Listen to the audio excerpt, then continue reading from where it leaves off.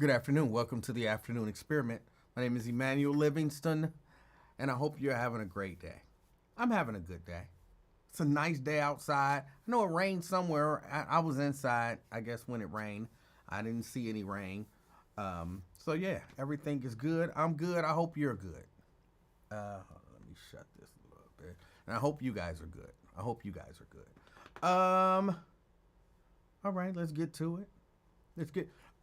I feel like it's important that I let you know. I don't feel like it today. Like I almost said no show today. But the things I do for you, you know.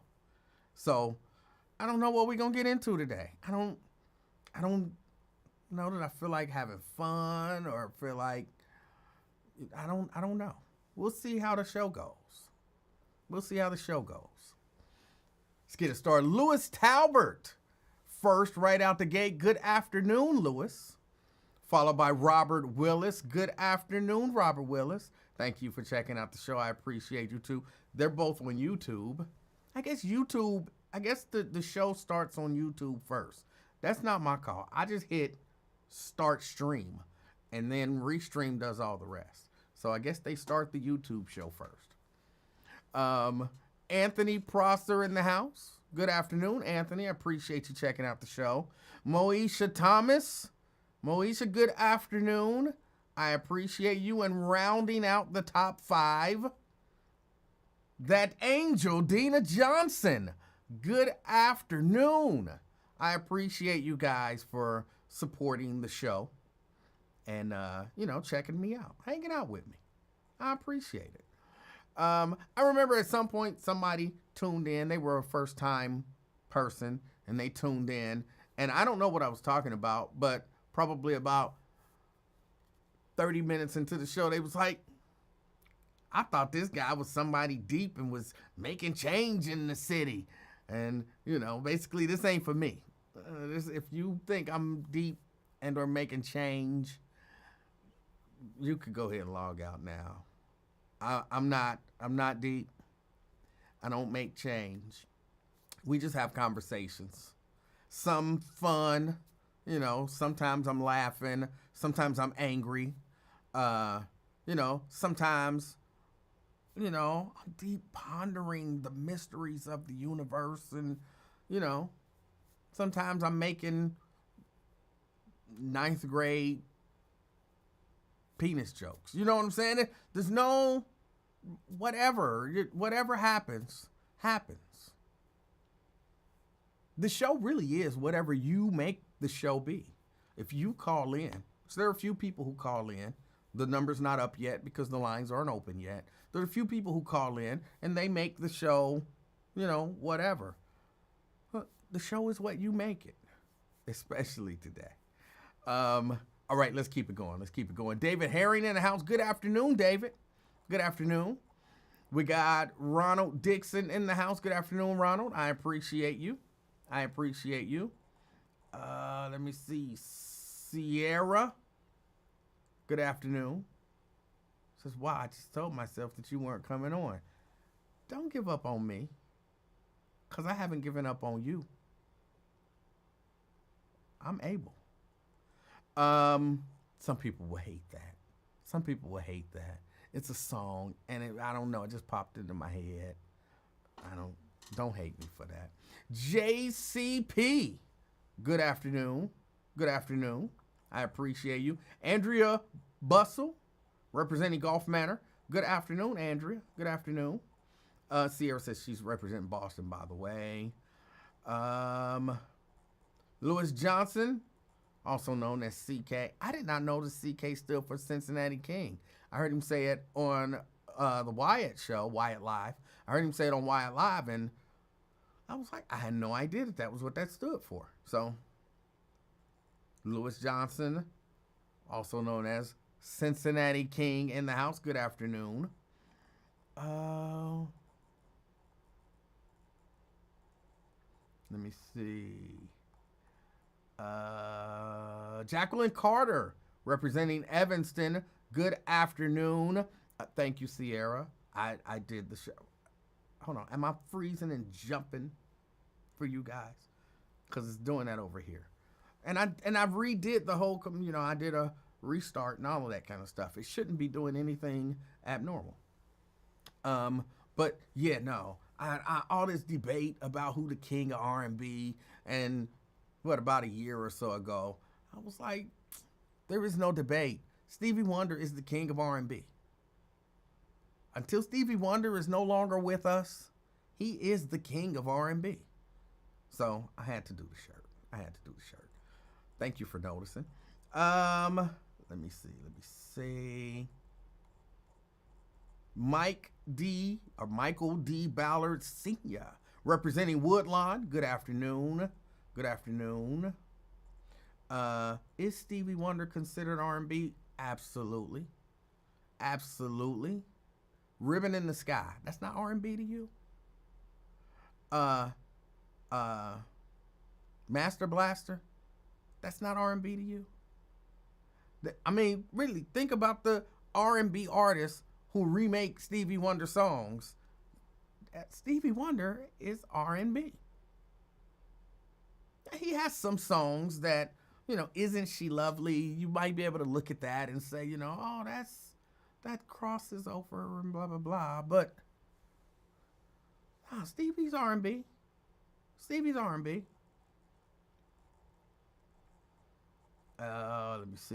me see. Dwayne Larkin in the house. Good afternoon, Dwayne, representing Mount Airy. Thank you for checking us out. I appreciate you. Steban Speed in the house, representing Westwood. Good afternoon. I appreciate you. Twin Eugene Joyner in the house. Good afternoon, Twin. I appreciate you as well, my good friend Twin. He said, F my feelings. I don't know. Emanuel will forever be an activist. I'm not sure what that means. I just want people to think, man. Just open up your mind. You don't have to agree with me, but hopefully your whatever it is conclusion that you come to is based on some sort of like logic. Well, maybe I have to rethink that, because I really believe that Twin believes that the stuff that he's saying is logical. And based on kind of some bizarro logic, it probably is. It should be rooted in, like, regular people logic. I'll give more thought to that so we can narrow it down.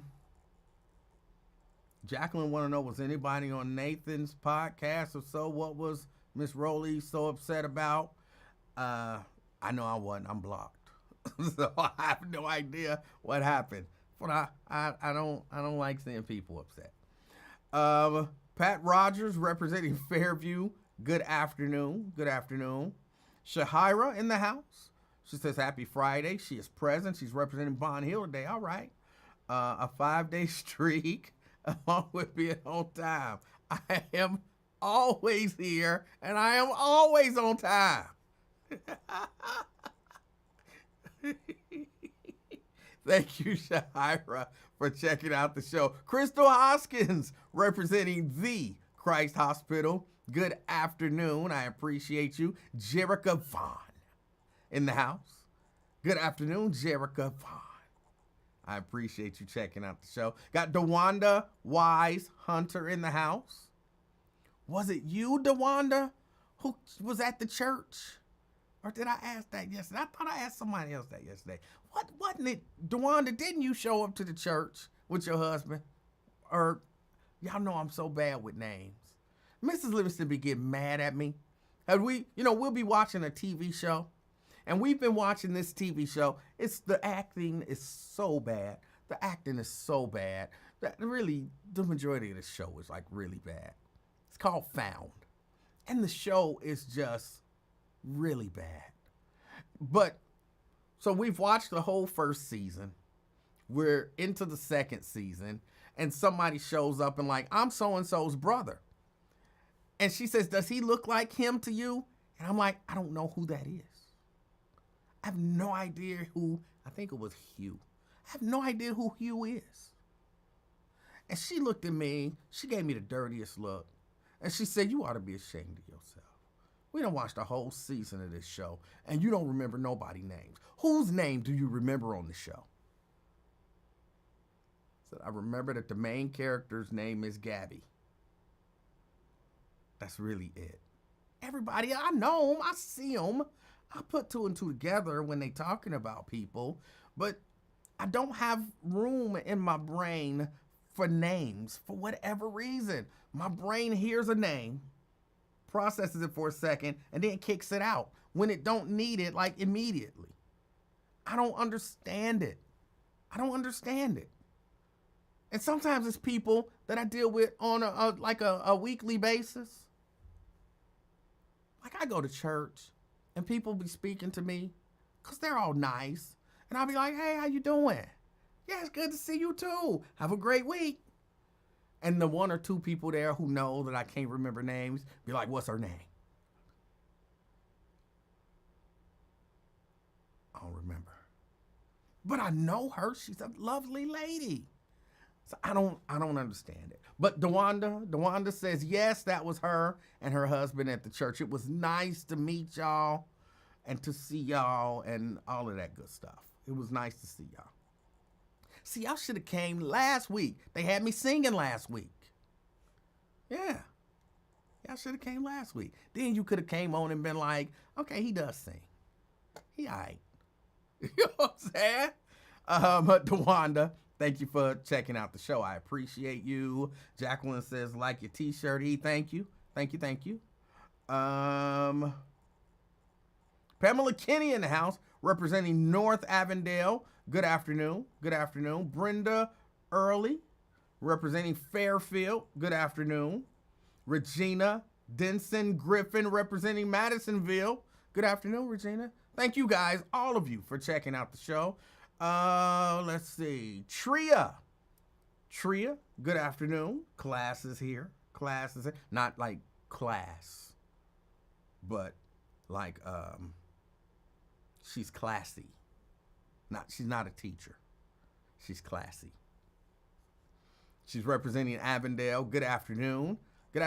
What make her so classy? I know some of y'all. They make that bitch classy. He ain't call me classy, he call that bitch classy. She classy because she acknowledges me as king. And classy people acknowledge people for who they are.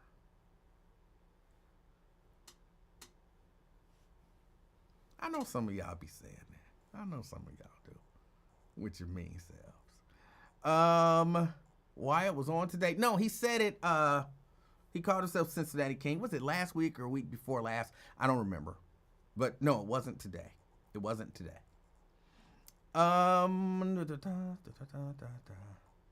Terry Anderson. Good afternoon. I appreciate you. DeWanda says, all I do, R&B. All I do is an R&B song.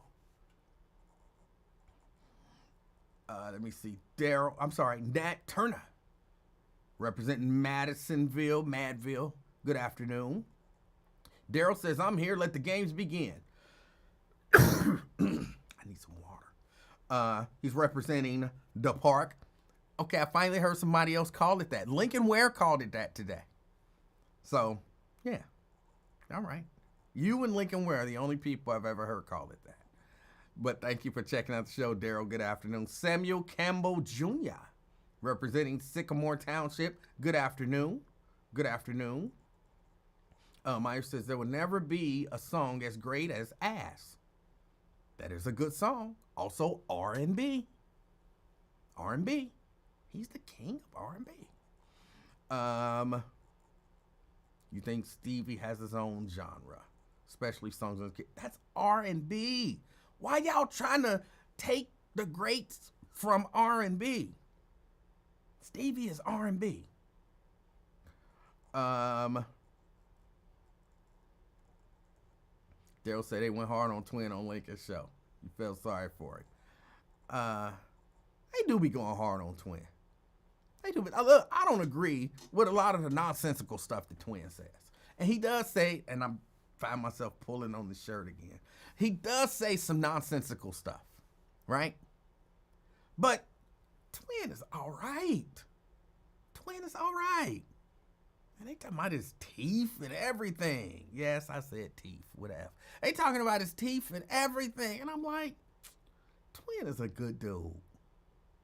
He a good dude. I think he a good dude who play a bad dude on the radio. That's what I think. And, you know, on people's live streams and such. And he get a lot of flack.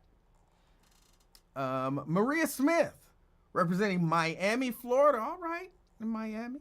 Appreciate you checking out the show. Cassie B says, good afternoon from Pine Bluff, Arkansas. She lived in Cincinnati for 20 years, but had to move back to her hometown because she needed support with her MS fight. Oh, I'm sorry to hear that I hope you're doing good. I hope you're doing good. And just keep up the fight, I guess. I hope you got the help and the support that you need. And thank you for checking out the show. Nat Turner.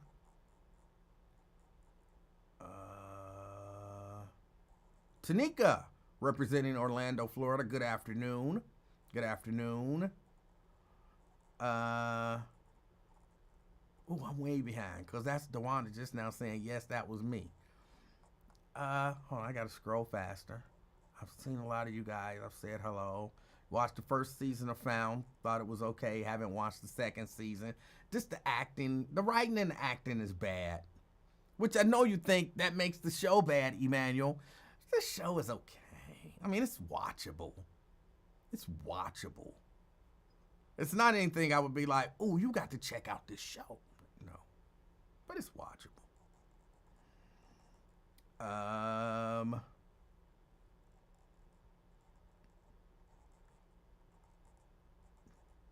The one said, it was awesome to see you too. Dang, we missed it. Yep. Came 1 week too soon. But I did appreciate meeting y'all. No Deacon Livingston leading devotion. I did. My daddy used to make me lead devotion. I was a kid, probably about 14.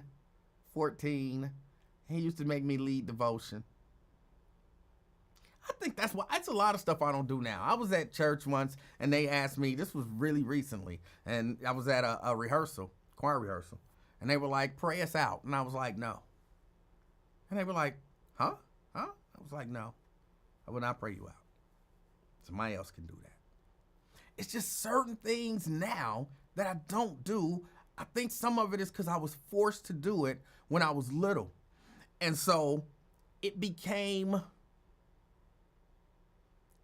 it doesn't feel sincere. It feels, even if I'm being sincere, it feels like just something that I can't think of the word, religious, ceremonial. You know what I'm saying? It feels, ooh, pray us out. Like, somebody else can pray. You know what I'm saying? When I talk to God, when I talk to the Father, it's personal for me. I'm not, and ain't nothing wrong with praying and dismissing and all that kind of stuff.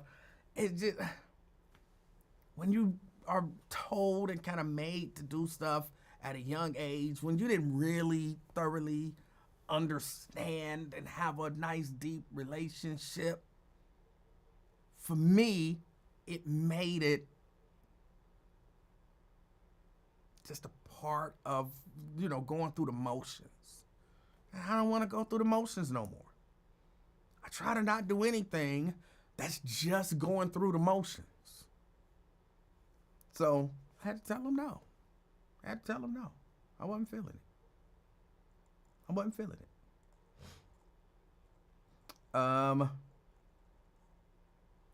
No, this service is not available online. Tanika. Lamont Jones says, Grand Day, powerful, royal people. He's representing Westwood. Good afternoon. Tria say no sin, no haters her way. You know they saying it. Tria. Rocket Love. I don't know, you got it bad. But definitely Rocket Love, R&B. James Benta says Vancouver in the house. Thank you, James, for checking out the show and good afternoon. Or hold on, 3:30. It's like 12:30 for you. Yeah, it's still afternoon. Good afternoon. Good afternoon. T. Mikey G, representing Avondale. Good afternoon. Tria is not a B. No, she is not. She is not. Let me see. Let me see.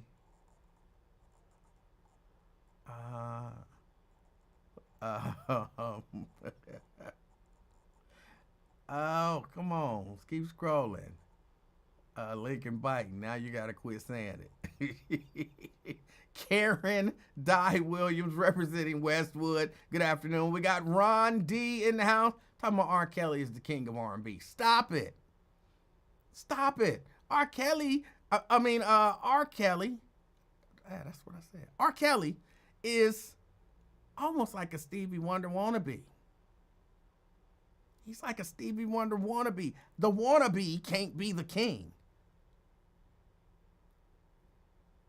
If you remaking songs from the king, you can't be the king trying to imitate the king.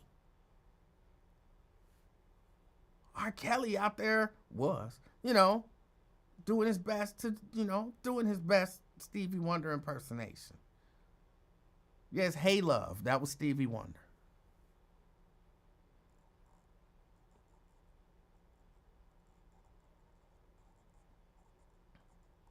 R. Kelly. But good afternoon, Ron. I appreciate you checking out the show.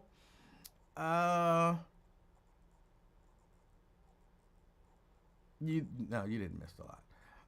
Twin can get real disrespectful. He can.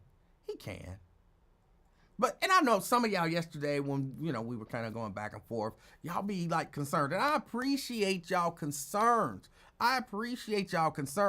But trust me, I don't perceive, even when he doing his twin act, I don't receive what it is that y'all hearing. I just hear, how can I put it? Either way I put it, it's not going to make sense to you because there are a lot of people who have a lot of different thoughts on the matter, and I understand. But I hear, I'm going to call it desperation. I don't, a lot of N and F and MF and all of that kind of stuff. I don't, to me, that's a sign of a desperate person in the throes of a conversation, argument, debate, or whatever, that doesn't have maybe the information that they need. They don't have, maybe the ability to express themselves and their thoughts. They've lost the facts being on their side. Clearly, they're wrong about whatever it is that they're discussing. And, they lack maybe the words or even the ability to control themselves emotionally. It's not personal. Again, I don't take it as personal against me. I take it as frustration with their limitations. So that's why it don't bother me. Like, what I hear is, I'm so mad that I'm wrong and I can't prove myself right and I can't even dance around it to even convince anybody that I'm right, and I don't have the words to express myself.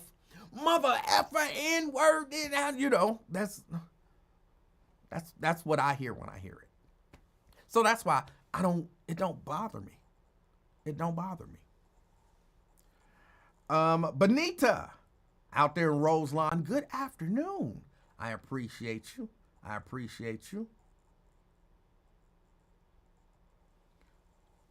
T. Mikey G telling somebody's secrets. Let people have their multiple identities.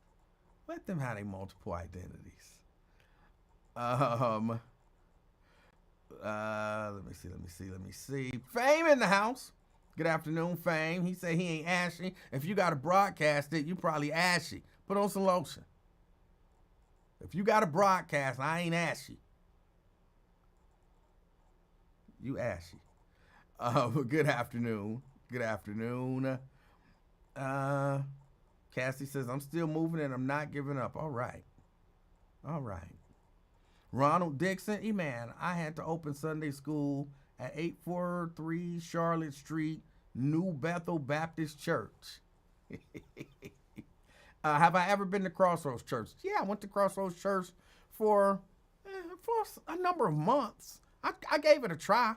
I was actually the one who told Mr. Ware that would be the church for him. I knew he would like that church. I don't want to go. I'm telling you, that's the church for you. Give it a try. And, the rest is history.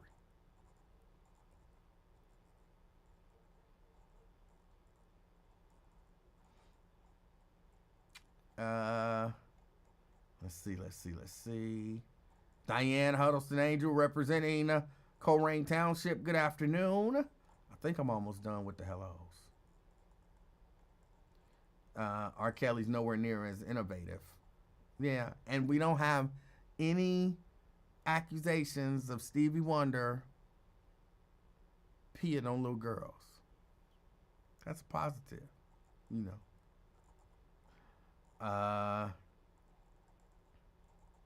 Look up Stevie's process for composing Superstition. It's incredible. I'm sure I've seen it.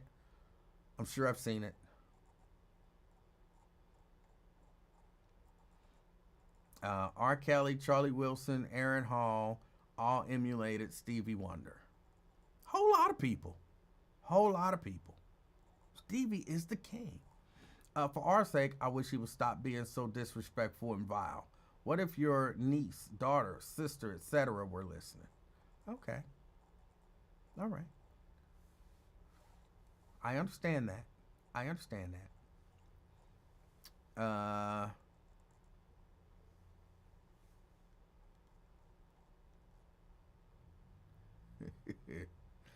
I'm not exactly sure, but Anthony says, Tria, sis, no hate.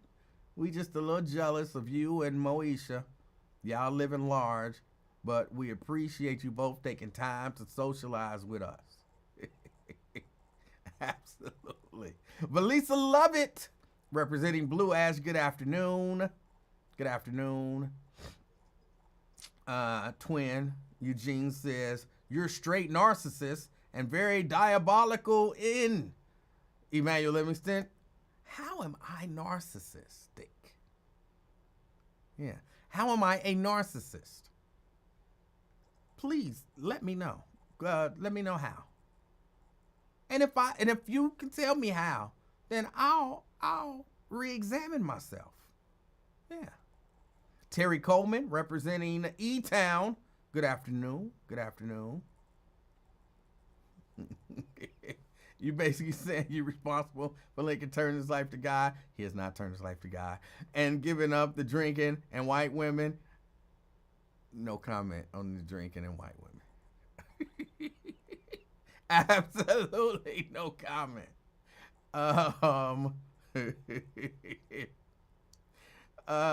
He did not tell me Crossroads had colder ice. He said they got hotter coffee.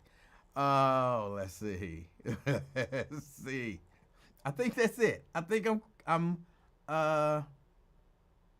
caught up.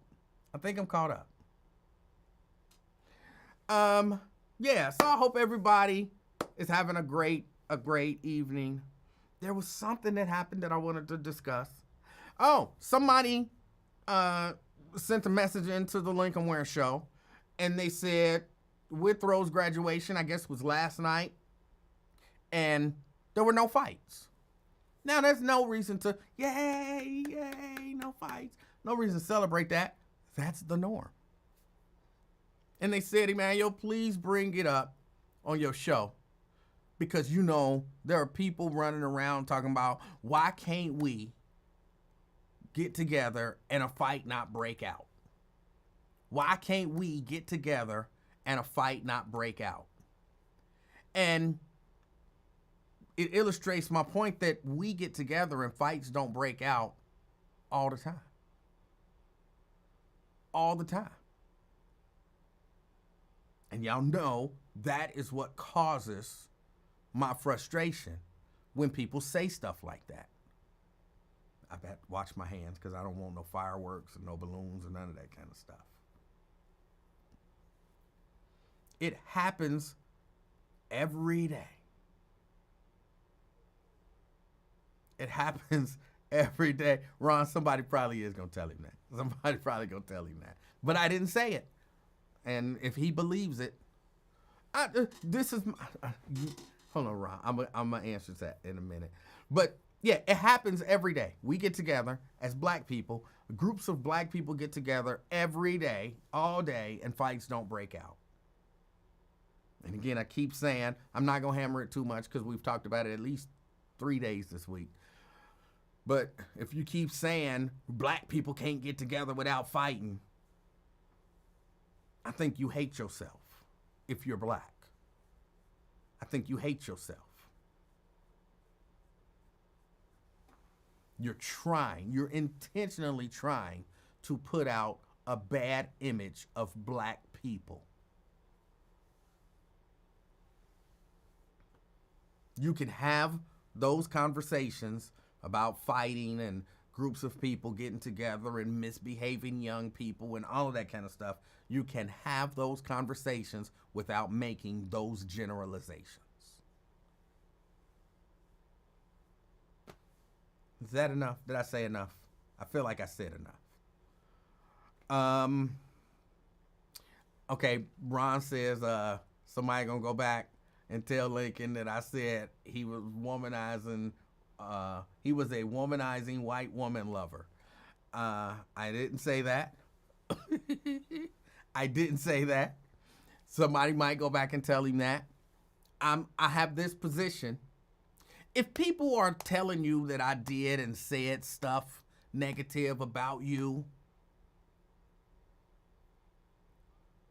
and you choose to believe it, that's on you. If you choose to let people who, come on, by now we know there are people who are haters. I don't necessarily think of haters as a bad thing. Sometimes it can be. And there are people going to be whispering in people's ears, oh, he said this, oh, he said that, oh, he said this. And I think man to man, man to woman, if somebody whispered that you said something about me and I believe them, I'm going to probably call you like, hey, yo, somebody said you said this, and what's up with that? Did you say it? If so, why? But if I'm just like, well, I'm not effing with him no more. Okay. You got that right. You got that right. I don't care. I don't care. I don't need people effing with me who ain't willing to call me man to man and say, I heard this. Is this true? If it's true, why do you feel that way? Let's talk about it. So if people tell him I said so-and-so and he just believe it,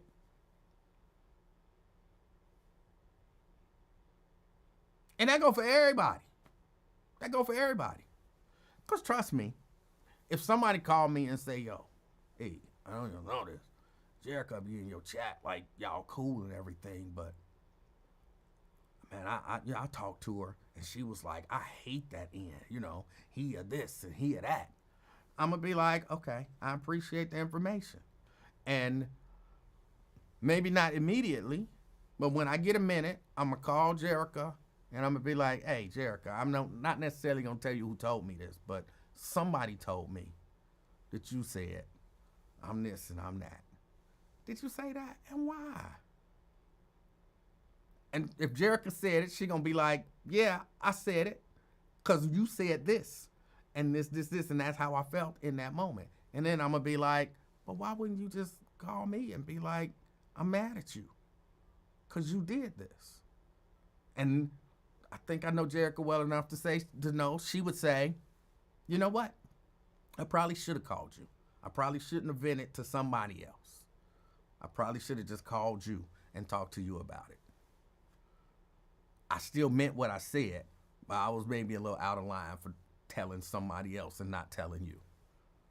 And then we gonna talk about it, and she gonna realize how wrong she was and how she misunderstood what I was saying. And she gonna be like, you're right, I was wrong. Or she gonna be stubborn and be like, I realize that you're right, but I will not admit that I'm wrong. And, we'll move from there. Either we'll be cool or we won't be cool. But that's the way I would handle it. I wouldn't just be like, I'm gonna start effing with Jerica.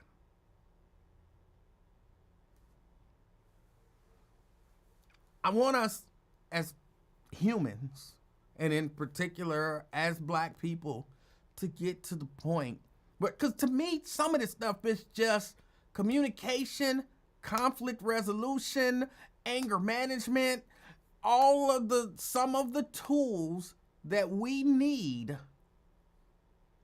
to get along. That we're not taught, because nobody, that don't make me sound hard at all. That don't make me sound hard. Sound hard like, oh, so-and-so said so-and-so about you. Well, F him. F him. He won't say that as to my face. I bet he won't say that as to my face. Ooh, Emanuel gonna get him. Ooh, Emanuel gonna get him. Hey, no. That's not how I think and people respect that. People do, they respect that. Ooh, somebody said something wrong about you, and instead of reaching out to that person, broadcasting that they won't say, you know what I'm saying? It's really just egging it on. It is egging it on, right? That's the term. Even though I don't know what eggs had to do with it, and I don't know why this was egg to me. Throwing eggs, I don't know why that was egg to me, but egging it on. But no, that's egging it on.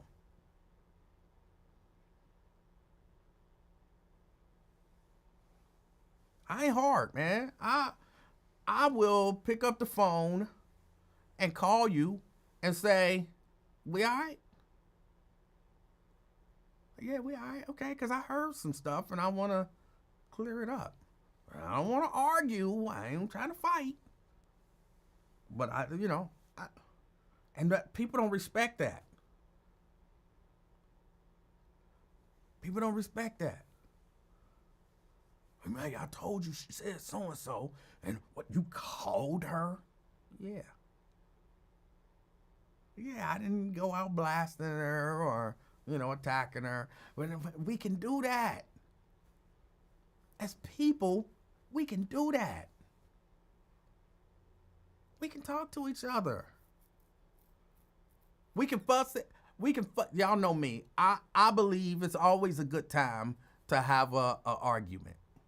Debate, whatever you want to call it. If I ain't got time today, I'm going to make time for a good argument.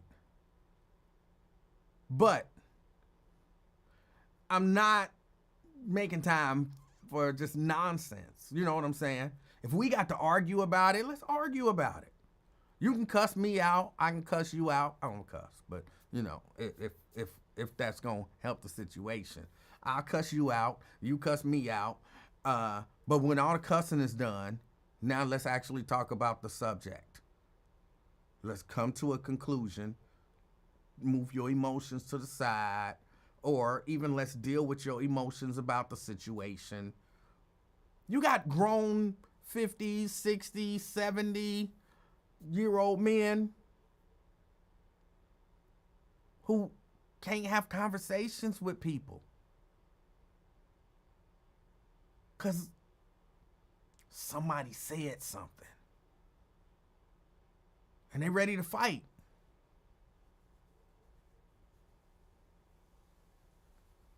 I'm just not. Everybody like that. I'll take that back. Everybody doesn't like it. But a lot of people like that. And you get a lot of respect that way. That's not the kind of respect that I want. That's not the kind of respect that I want. I forgot to silence my device. Silence your devices. So, yeah, somebody can tell whoever, whatever. I don't care. And just so y'all know, this is just so people, if you send out messages to me, but you're not clear that those messages are for me, even if I think you talking about me and sending messages to me, I'm probably going to act like you're not, because I try to treat people like they got sense. You know what I'm saying? So if you sending little shots out at me, you know, I'm reacting like those are meant for somebody else. Until you come to me and say, we got a problem, I assume we don't have a problem. I mean, unless you like so over the top, you know what I'm saying? But if you talk like in generality, some people this and some people that, I'm assuming you're not talking about me. Because man to man, woman to man, I'm assuming if it was me you was talking about, you wouldn't be doing it over the air. You would be coming to me saying, we got a problem. Let's deal with it. So I'm telling you, if you out there sending subliminal shots to me or whatever they called it, I'm not receiving them. I'm not receiving them. When I see you, I'm going to walk up to you like we cool because I think you talking about somebody else.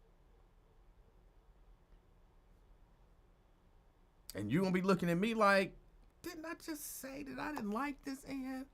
Like, you should have been very specific.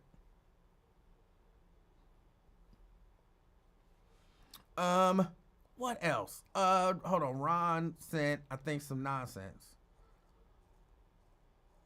Hold on, Ron. Hold on.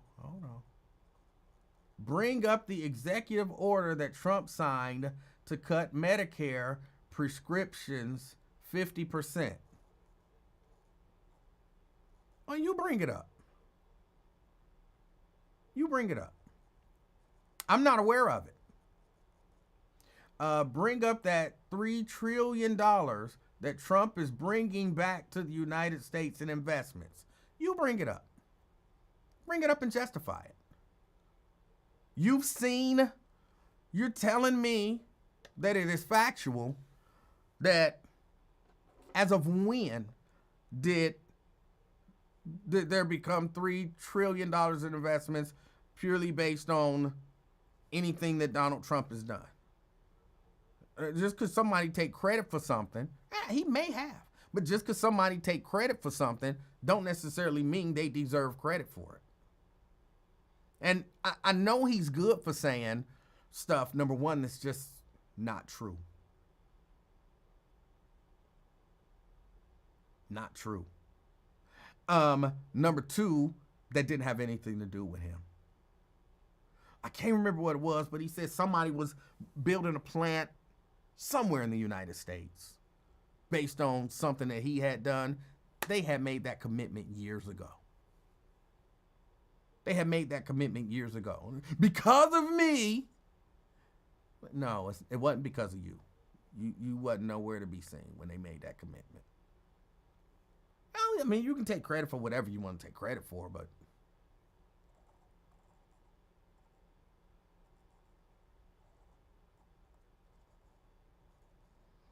if you want to talk about it, bring it up.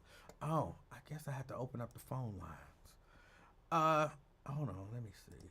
Do we open up the phone lines?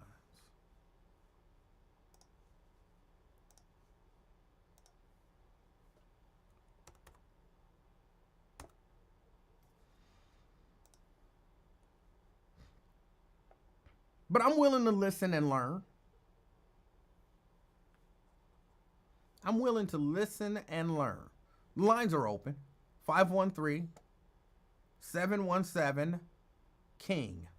513-717-5464. I am willing to listen and learn. he negotiated it during the Middle East. Saudis said the Qatari government said it. It's crazy you won't give him a win. Said what?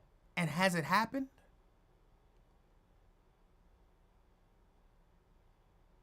Let's negotiate, Ron. Ron, I'm going to give you $2 billion. Now you can go take credit for it. How do you know you're going to get that $2 billion? Just because somebody said it don't mean it's going to happen. People say stuff all the time and then back out of it. Remember all them people, all these DEI stuff? Oh, we're going to do this and we're going to do that. What are they doing now? Well, we know we said we was going to do this a few years ago, but we changed our mind. We're not doing that no more. Just because somebody said it don't make it so. And everybody know how to stroke Trump's ego.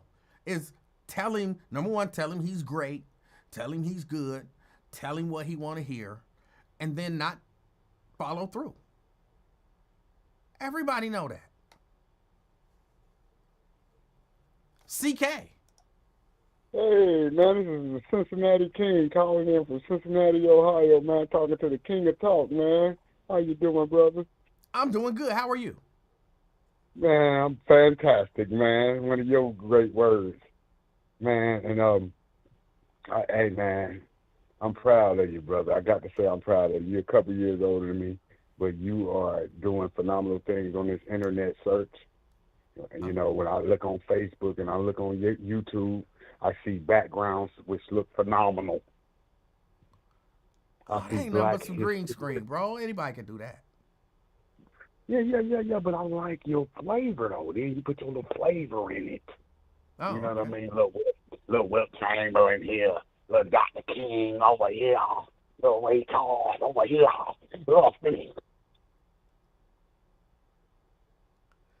Okay. Well, what's on your mind? Man, I like what you was talking about. The when you said you want to call and settle the differences.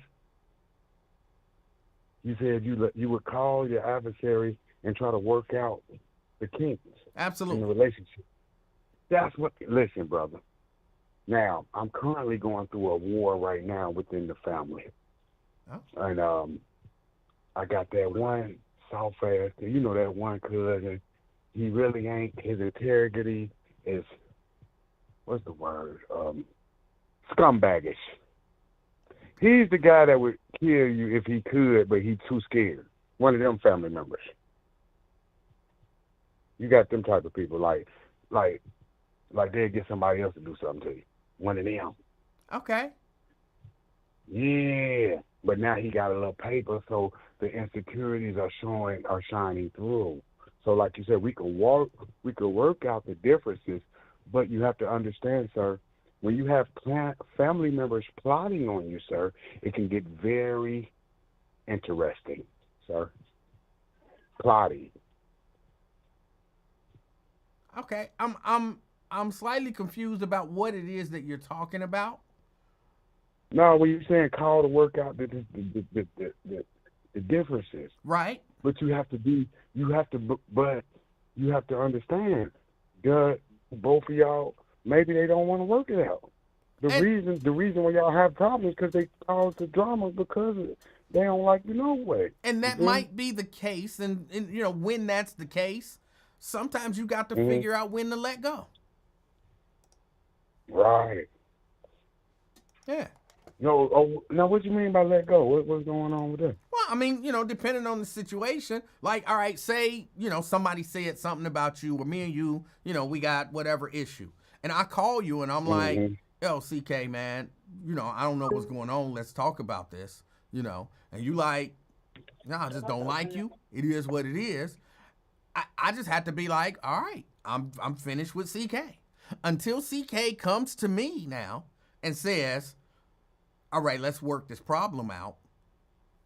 I don't deal with CK because I'm not going to deal with drama for no reason.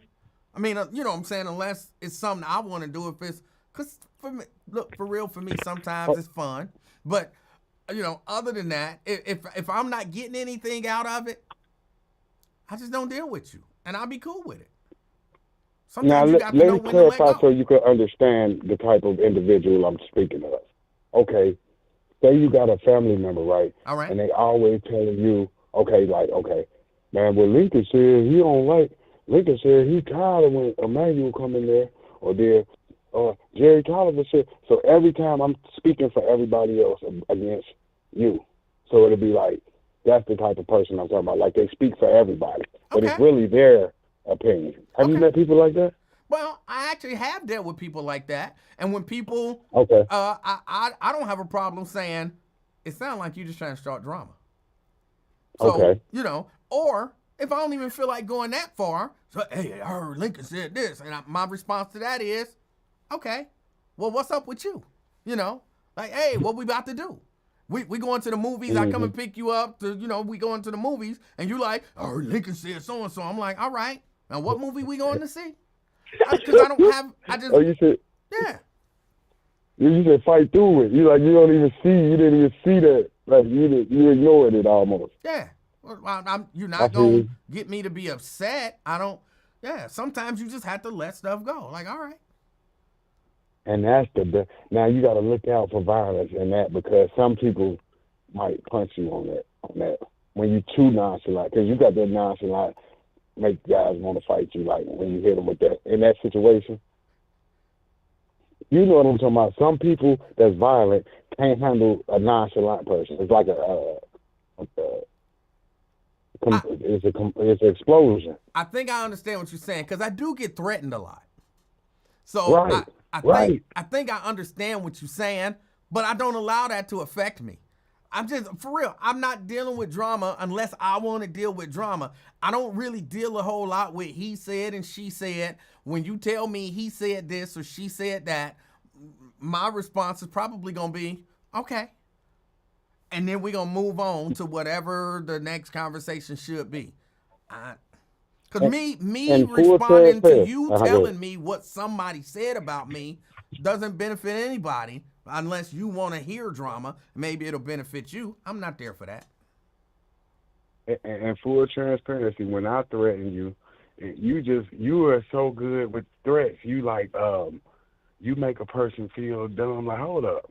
So you gonna do what? So you gonna make them see what, like you said. Do you hear what you're saying? So you gonna make them hear how ridiculous they sound for what's going on. Because remember when my mental illness, you was just telling me like, hold up, brother, what the hell? What did I do? So you good, and that's good to hear the people that when they threaten you, just make them see how ridiculous they are. Like, so you just gonna just kill me because I hung up on you. Okay, and that is effective. Remember, you know how to talk people down from your threats. Wait. You threatened to kill me because I hung up on you? No, it wasn't that bad, but Oh, you just was okay. like, nah, it wasn't like that. I'm just saying, back in your buzz days, I Okay. know I knew your strategy. You probably was 38 at the time. But it was so funny because you act so nonchalant, but I know your strategy because you going to get a laugh because you be so nonchalant. Once you make that other person laugh, the threat is going to die then. Because once you can't be violent and funny. Because as soon as you make them laugh, boom, they gonna lose the threat of violence. Oh, That's how you use. Like, oh man, so what's wrong? Do you know me? Do you know my wife? You be talking crazy like that. You know how to deal with mentally disturbed people that call you and threaten you on the phone. okay. Yep. And, Anything else and on your mind? the last thing I need to holler at you is about the Diddy girl saying she got raped and then came back and had a date with him after the rape.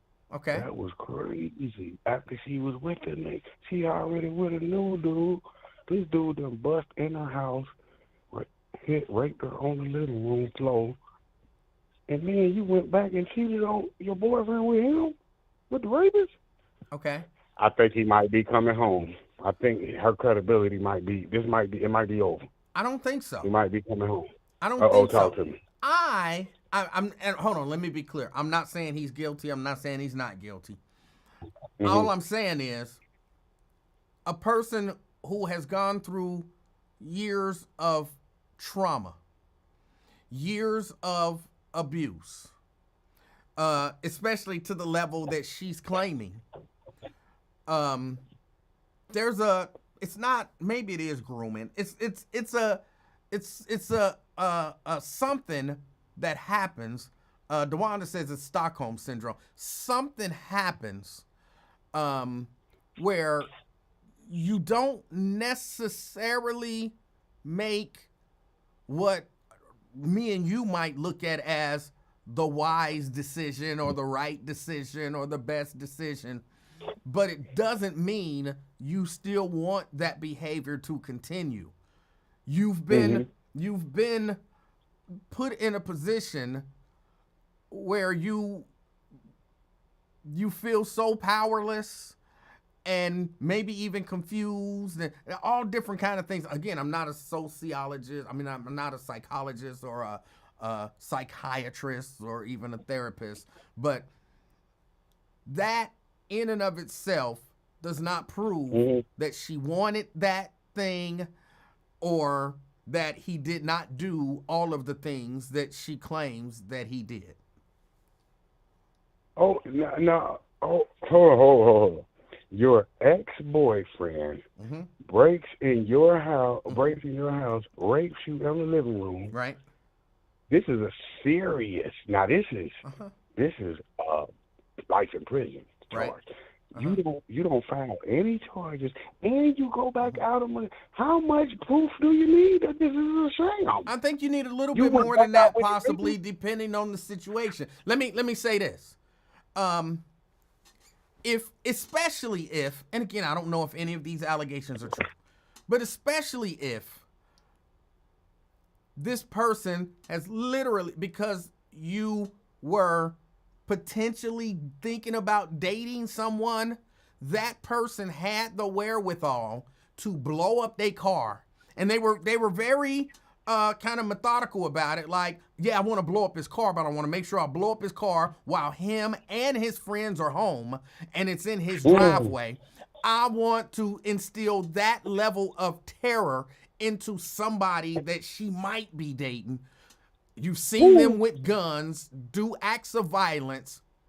You might not feel so confident to just go to the police and say, oh, he raped me. You know what I'm saying? Yeah. That's fair. That's a fair point. That's fair. I agree with that. I mean, if that's true about the bombing of the car, that is very, very fearful and scary in death. I mean, I agree with you there, but I'm just saying, when you have text messages, listen, all we have is no means no. Mr. Livingston, if a woman tells you no, that means she does not want to have sex, right? So you cannot change it up and means no. If she says yes, baby, I want it, call the male escorts. What the hell? This end of the case, huh? You can't. If you're that's all we got. No. Again, not a psychiatrist, not a psychologist, not a therapist, any of that kind of stuff. It's 2025. We should all understand by now that, again, I'm going to use the term, you're not always thinking right, or you are thinking in such a way. Okay. CK, you say, I don't want to have sex. Okay. All right. I beat the F out of you. The next day you say, I don't want to have sex. I beat the S out of you. The next day I say, let's have sex. And you say, yeah, call an escort. Do that mean you wanted it that day? Or you just didn't want to get the F or the S beat out of you? Yeah, I see, yeah. But all I'm saying is words mean something. If I say, listen, lady, would you have sex with me? And she says yes, don't then come back and say, I took it. She said yes. Oh, well, you supposed to know she didn't want it. How would I know? How do I read? All I have is the Human English Dictionary, sir. That's all I got. In its simplest form, I might be able to agree with you. But clearly there was something abnormal going on in that relationship. We a freaky deep couple. That's what it is. We swingers. Hold on. Man, Wait. you a swinger. Wait a minute. Mm-hmm. Wait. I can't let you just say that that's it. Did you see the video of her trying to leave the hotel? Oh, yeah, when he was whooping up on him? Right. That's not just we swingers. That's more than just we swingers. And if I can't leave and not get my A whooped, that means there's something going on here where I don't have control over my own body. So you forcing me to say yes does not necessarily mean yes. This is a good phone call. Mr. Livingston, domestic violence is a result of swingers. A man cannot handle his woman getting dicked down by other penises, so he's always going to resort to violence. Every man that swing beat on his woman. That's why you ain't got no swinger friends. Think about it. You know that makes no sense. Name a swinger. Hold on. Who you know swinger? I don't know. I don't know. Thank you. So, as a man, it don't make sense for you to be having your woman have sex with all these men. And if you did, you're going to be beating on it because y'all is in an unhealthy relationship. So, yes, that domestic violence is a result of you letting your woman sleep with all these men. You're acting like you're good with some, you're not. Men are not naturally cool with their women having sex with all these different guys. So it will result in domestic violence. Got them. You up against the ropes. I can't believe that this conversation has to happen in 2025. And it's not just you. It's you, and there are a whole lot of other people who feel you seem to feel. But I'm going to listen to you, brother. I'm going to listen. Thank you, man. I'm going to listen to you. I appreciate you. I'm going to listen. All right. Thank you. CK, I appreciate your call. There are a whole lot of people who feel like CK feels. But I'm telling you, you're not necessarily right. Now, again, in terms of this particular situation, I don't know what's true and what's not true. But I can say that it's sad that we have to keep having these conversations. Twin? What's up, man? Twin, are you calling me on another line as well? What you mean? Hold on a second. Hello? Hello? Who's this? Hi, I was trying to call the Emanuel show. This is Fame. Okay, hold on. No, this is Bay Old Wolf. Okay, hold on. Call me right back, okay? Okay. All right. Twin? Yeah. Okay, sorry about that. What I do? No, your name came up twice. When Fame called, your name came up, and something is going on wacky. But go ahead, Twin. I thought I did something. No. You didn't do anything. Not yet. Oh, I ain't do nothing. Oh, not yet and stuff. You got that off yesterday. You said I called back. No, I ain't calling. You got a lot of cheerleaders, man. You know to hype up your audience, though. I like that up in you. I don't like the way you said that. See, come on, man. There you go. That's why you made me crash out yesterday, man. I don't man. like the way you said that. Don't say up in you. Just take out up.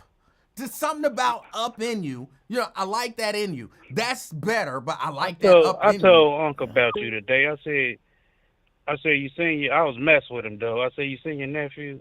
He said, who? I said, E-Man. Who? I said, Emanuel. I said, oh, Lord. I said, yeah, I'll be on his podcast to crash out on him. He said, what'd he do? What'd he do? I said, what he don't do? He said, get his ass. Well, he didn't say it like that because he's in church. He said, get him. So I had to bring that to you. Well, hey, at least I ain't dry snitch. I'm telling to your face, right? Hey, I don't have a problem with that at all. Say here be a rumor, allegation, speculation that somebody, I was right there, and Twin said he was go come on your show. He told Lincoln on. See, that would be snitching type, or whatever. But at least I'm telling you on the horn, right? Hey, I'm all right with that whole conversation. It tickles me. No, I just had to bring it up because I was waiting to say something crazy and everything.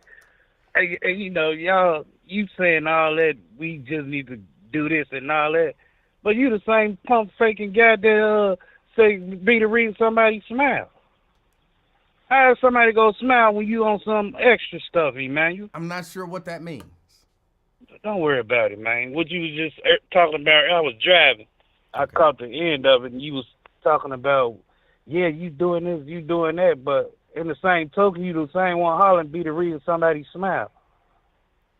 I don't understand how you don't understand how those both can coexist. But Because if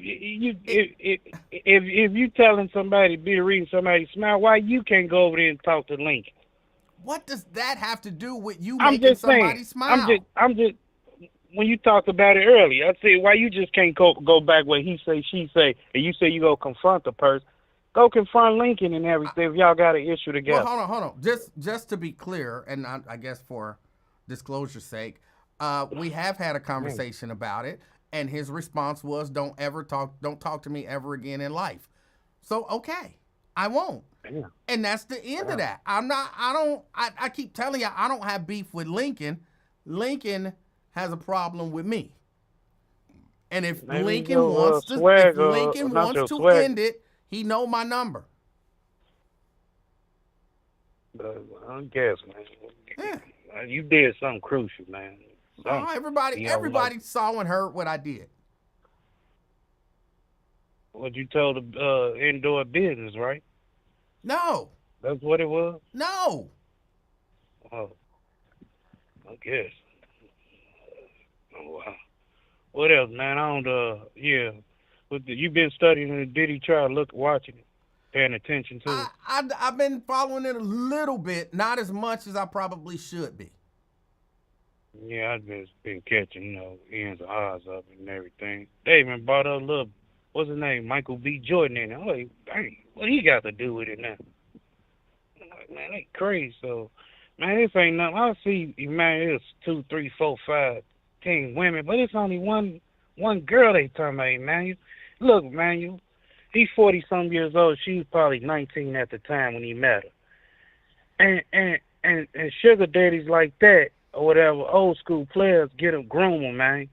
And then once you groom and everything at that age, and then they get to like maybe 35 or something like that, and somebody try to like, you can't do nothing for me, or something like that, man. They mindset is just messed up after years of grooming, and mess with an older age, and they feel like, man, if you ain't got no money or something, I can't holler at you. And even though he manipulated, and he really brainwashed that girl, and she was liking it, man. She had a chance to. I don't care, man. What you say? This is my opinion, man. Yeah. She had a chance to leave, man. I don't care. She had a chance to go.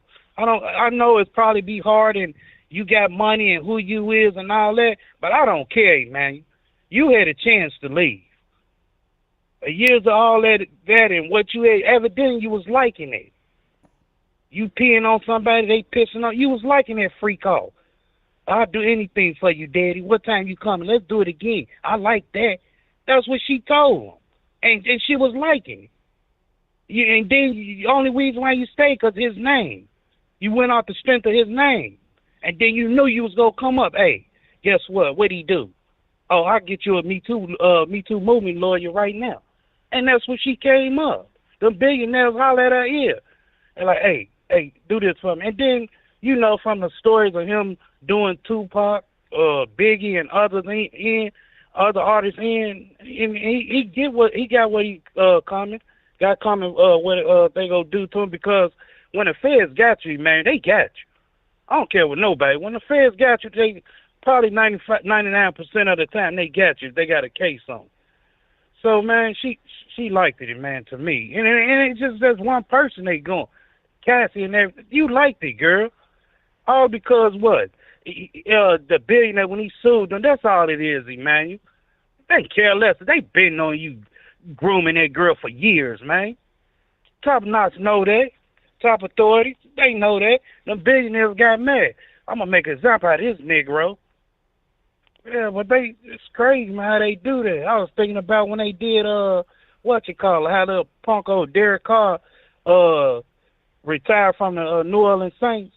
The day that what you call it got the day he had his surgery, I believe, and the day Shadur got drafted, he retired the next day because they knew they didn't want to pick Shadur. And I was thinking about that, like, damn, that's another nigga down and everything. But you know, I keep up with little stuff, man, that's going on. But it is what it is. What else new, man? Hold on. Can we have a discussion? Yeah, without you raising my blood pressure. Okay, that means we can't have a discussion because I'm gonna bring up. No, you good. No, we good, man. It's, it's still good out here. I'm waiting for my baby really to wake up. I want you to know I'm gonna bring up stuff that contradicts some stuff that you just said. Can you handle that in terms of us having a conversation? We'll go. It's Friday, man. You just got paid. Let's go. All right. You mentioned she could have left, right? Yeah. You also mentioned, or hold on, did you hear me mentioning about the blowing up of what Kid Cudi's car? I don't know any of these people, by the way. Yeah. I heard about that. You believe they bringing that into play. Do you believe that story's possible? I'm gonna go ahead and feed into your drummer. Yeah, I do. Okay. It was a hit, Sucker for Love. Okay. Do you believe, because I heard you say something about him, having a part in the killing of Biggie and or Tupac. Do you believe that's possible that he had a part in that? Yeah. Okay. She testified about him getting guns and, having guns around and available. Do you believe that it's possible that that was true as well? They confiscated guns from his house. So the feds did. So you believe, for his Miami crib. So yeah, he had guns. Yeah. She testified that on a number of occasions when she tried to leave, his bodyguards would literally forcibly return her to him. Do you believe that's possible? That part I ain't get a chance to look up on. Oh yeah, no. She testified that she would. Yeah. See, I do. I was to be honest, I be in and out of it and everything. I listen for a minute, and the way they were saying, I'm like, man, she liked this, so I turned it off. Yeah, there was one instance, if I recall correctly, where they were, I think, in a limousine or something, and she hit him, and then he stomped her in the face repeatedly. Yeah, I heard that. And then she got out and tried to run away, and the bodyguards grabbed her and forcibly returned her to the vehicle. Yeah, I heard that. Okay, so with all of that knowledge, but did you hear though when she told her friend, when she texted her friend and said, what he do? And say he hit me and all that, but you want us to do something about it? He said, no, I'll handle it. Right. Don't you think that could be because she did not want to see something bad happen to her friends? No. I look at it like this. Emmanuel. I'm listening. Look, I got a sister, like I was telling you today. I got a sister. And she called me, and I checked dude and stuff. We bang it out, whatever. And she back right with him the next day or something. What was the purpose of me coming over here stumping his head in for? And I know, and you right back with him. I ought to smack you. So I look at her. That's why I don't get into folks' business like that. We're like, hey man, I need you to come over here, Joe. Come check dude with me. Now let's do it. No, for what? They gonna be back together tomorrow anyway. They like that. Okay. She bop his lip and he bust her head and all that. Okay. Man, they like that stuff. So I'm not getting that drum. That's one thing I don't do is getting folks big. Okay, but hey, this might sound crazy, but we're not talking about what you do. We're talking about what they did. So, I'm saying you had the opportunity to leave. Hold on. I'm saying that's my opinion, man. Okay. That's what I'm thinking. And I'm challenging your opinion with some information. Okay. So that's why I'm asking you. Okay. Yeah. Go ahead. If there is testimony that she literally tried to leave many times, but she was forcefully returned to him, don't that sound like maybe she couldn't leave? Yeah, to be honest, yeah. We have a yeah. video of her trying to leave, and she's You beaten, talking about dragged, that and hotel? pummeled. Yes. So not only do we have video evidence of it happening, we have her testifying that it happened many times. And did you hear the story about what they were on the 17th floor of, I don't know if it was her apartment or his apartment, and there was a friend of hers that was there, and he allegedly dangled her friend over the railing of the 17th floor balcony. Did you hear that testimony? Yeah, I heard that. So that might lend a reason why, if your friends find out something bad happened and say, do you want us to do something about it? Maybe she's thinking, I remember the last friend that I had in a situation like this almost got thrown off of a 17th floor balcony. No, I don't want y'all to do anything. I'm cool. I handle it And that's myself. why I bring you back to this. I don't get in folks' business. But we not talking about you. That's what I'm saying. I understand what you're saying, man. To the fullest. No, but you don't understand maybe what you said. You said she liked it because if she didn't liked it, she would have left. And what I'm trying to point out to you is just because she didn't leave, even though allegedly she attempted to leave many times, it is flawed to say that she could have left at any time, because clearly that's not true. And it's flawed to say she had to liked it, otherwise she would have left. Okay, Emanuel. Oprah a billionaire. Put yourself, Oprah doing the same thing Diddy doing. Okay. Me and you homies. You tell me that. As a man, I'm like, shit, get that money. We not gonna think like that, Emanuel. She can probably, a woman can always think 10 times ahead of a nigga, a guy. So she had an opportunity, like, girl, what should I do? Should I leave? Or she saying to herself, I'm in this dark place. I'm in this, what should I do? Man, I got to get this money. She saw a come up, man.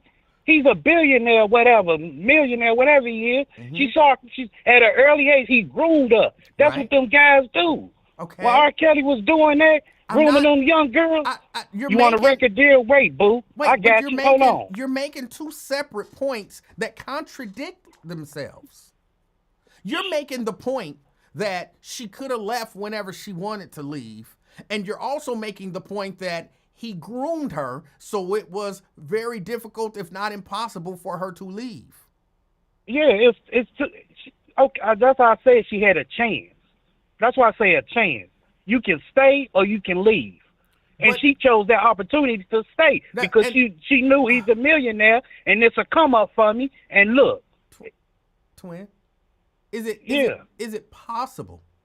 Is it possible that maybe in the beginning? She might not have It was good. Maybe in the beginning, she didn't know she was being groomed. And so she did a lot of stuff that maybe she wouldn't have done, like you said, for a come up. But then she eventually got to a position where she realized, I have no power. I was groomed. I'm in a situation now and I want out. And she tried to get out and was not allowed to leave. Let me tell you, yeah, you're right. You're right. In a pimp situation, what he was doing, he had other women beside her. Once that monkey over with, and he get tired of that monkey, hey, off hands and stuff. But you know what? You still gonna be my main one. But I got other hoes out here too. Sometimes that he needs somebody at night to sleep with or something like that. And he loved her and cared for her, but you ain't going nowhere. And she knew too much. See, she knew too much on Diddy. She knew about Kim Porter and all that. She was going to tell it all. She knew too much of what was going on. Now you're arguing. Okay, I agree with you. So let's end there on agreement. And she knew too much, and maybe that's why he would not allow her to leave. Of course. All right.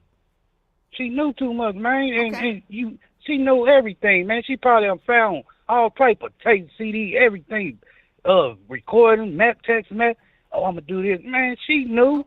She knew everything. Now, I can't let her go. Because once she go, it's over. Hey, them billionaires can't. Hey, what you got on him? Oh, I got so much dirt on him. Hey, we can get you some money and get paid. We just need that nigga out the picture. Okay. And that's what happened, man. All right. Y'all went in there and sued me, took my money. Them billionaires got so pissed at him. And he came, and then he came with that Waka Flocka song, I'm richer than them white folks. Yeah, this how I do it. Yeah, you ain't rich now. They got your money on hold, probably. Well, yeah, that's how it is, but it's like that every day, man. You got young, it ain't even got to be, celebrity. You got young girls like that. Guys groom, old school players groom and everything. And once that, man, they get really to a real guy, I mean, they can't do nothing for them or whatever. The only thing she go think about is just money. Now she got to do an escort or do a stripper, call-in girl, something. All That's right. how it end up, man. Okay. But, he wrong for, for what he did, and he got to pay. All And right. everything, for if he had something to do with Tupac or Biggie. He got to pay. You reap what you sow, and, he reaping this. And you thought you was, bigger than, whoever, Hugh Hefner or somebody. But no, the white folks got to sit you down, nigga. You ain't powerful. All right. We gonna prove our point. That's So how true. they do us, man. That's how they do it. That's how they do it. All man. right. But, hey, what else, man? You on the menu? That's it. That's it. Now I gotta cuss you out too, man. I can't believe you just went, hyped that crowd up yesterday, man. What It's did I cool, do yesterday? though. Huh? What did I do? Yeah. Oh, twin this and twin this and yeah, my nigga, we went to the moon and stuff. Yeah, I got niggas at the moon. No. Hold on. See, and this is why discussion is good. I clearly said I am not talking about twin. I'm talking about some You know your hypothetical cheerleaders person. dude say that. I clearly said that. So I didn't hear that part. I was not talking about twin. I was talking about some hypothetical person that's got a story for every scenario. No, man, I've been through the storm, man. I can write a book about what I did, man. It's crazy. Some things I regret, some things I don't. Okay, but again, you know, I wasn't you live talking with- about you. I don't know what. I can't trust you no more. I can't trust you because I get off this phone. I'm like, what?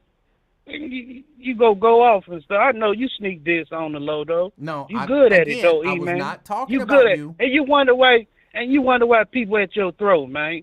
At your neck, and you got haters and stuff at you, man. I was not talking Like you about push you. that. I said I understand it that. as clear as I could. I know, I understand now, Okay. but I see why people, don't like you. You be on a mess, man. You extra, man. But, I still like you, though, man. Got love for you and everything. But, Twin, no, you just... twin, I love Yeah. you. Go. Yeah, the other day, man, my son, man, I keep telling him stop doing that, man. When I was on the phone, my apologies, man. That man keeps slamming his hand in the cabinets and everything, and I keep telling the dude to stop. So this time that cabinet fought back at him. I like, see there? That's why he was crying. Okay. He was on the phone the other day. I think he was And I crying because bought- you got a little loud and aggressive. No, You I scared him. went in there because I was making him some food, and next thing I know, yeah, and I say, yeah, I see why. You scared him. Man, he needs to stop, and he always want to throw things and kick me and almost bust my lip with his sippy cup. Man, I ain't got time for that. But he know now to put his hand in there no more. I say, no. He'll shake his head, no.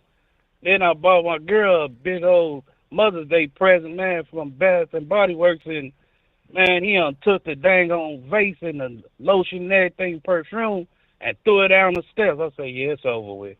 Broke it, man. Yeah, That's why yeah, you got to man. keep an eye on them babies. Man, I got to. That's why I got to put a gate up, man. I bought a gate yesterday, man. Okay. Good. Yeah, keep them dogs and him away from me, man, because when I'm asleep, man, they attack me, man. No, that don't It sound is what safe. it is. Hey, All man, right. I'm about to enjoy this weather, wait for my little peeps to wake up, man. All right. I'll probably go get us some ice cream. It feel good out here, man. All right. Hey, enjoy the rest of your day and your weekend. I'm gonna try, And, man. and That's twin, all I can twin, do. be the reason that somebody smiles today. See that I'm smiling, man, 'cause you said so, and I ain't have to cuss you out today. See how you act, But hold man. on. Even See, though you bipolar you keep sometimes, but see how you act. but you misunderstanding what I'm saying. I'm not saying twin smile today. I'm saying twin, you be the reason that somebody else smiles today. I'm always gonna be the reason somebody, man. I always check on people, man, and people feeling down. I'm not that type of man. It's just entertainment on this podcast and all that, but I always make people smile, man. Okay, good. That's my job, man. Make people smile and happy, man. What we mad for, man? That's what I'm talking We ain't about. be mad. We gotta keep moving, man. Thriving. What you gang banging, waking up gang banging for? What you here to fight in your sleep? And no, man. All right. I keep my same energy. I don't change for nobody, man. That's right. Yeah. All right. Well, all right, man. Have a nice great talking weekend. to you today, man. All right. All right, man. All right. That was twin. Hold on. Let me reset this. I heard that static coming back.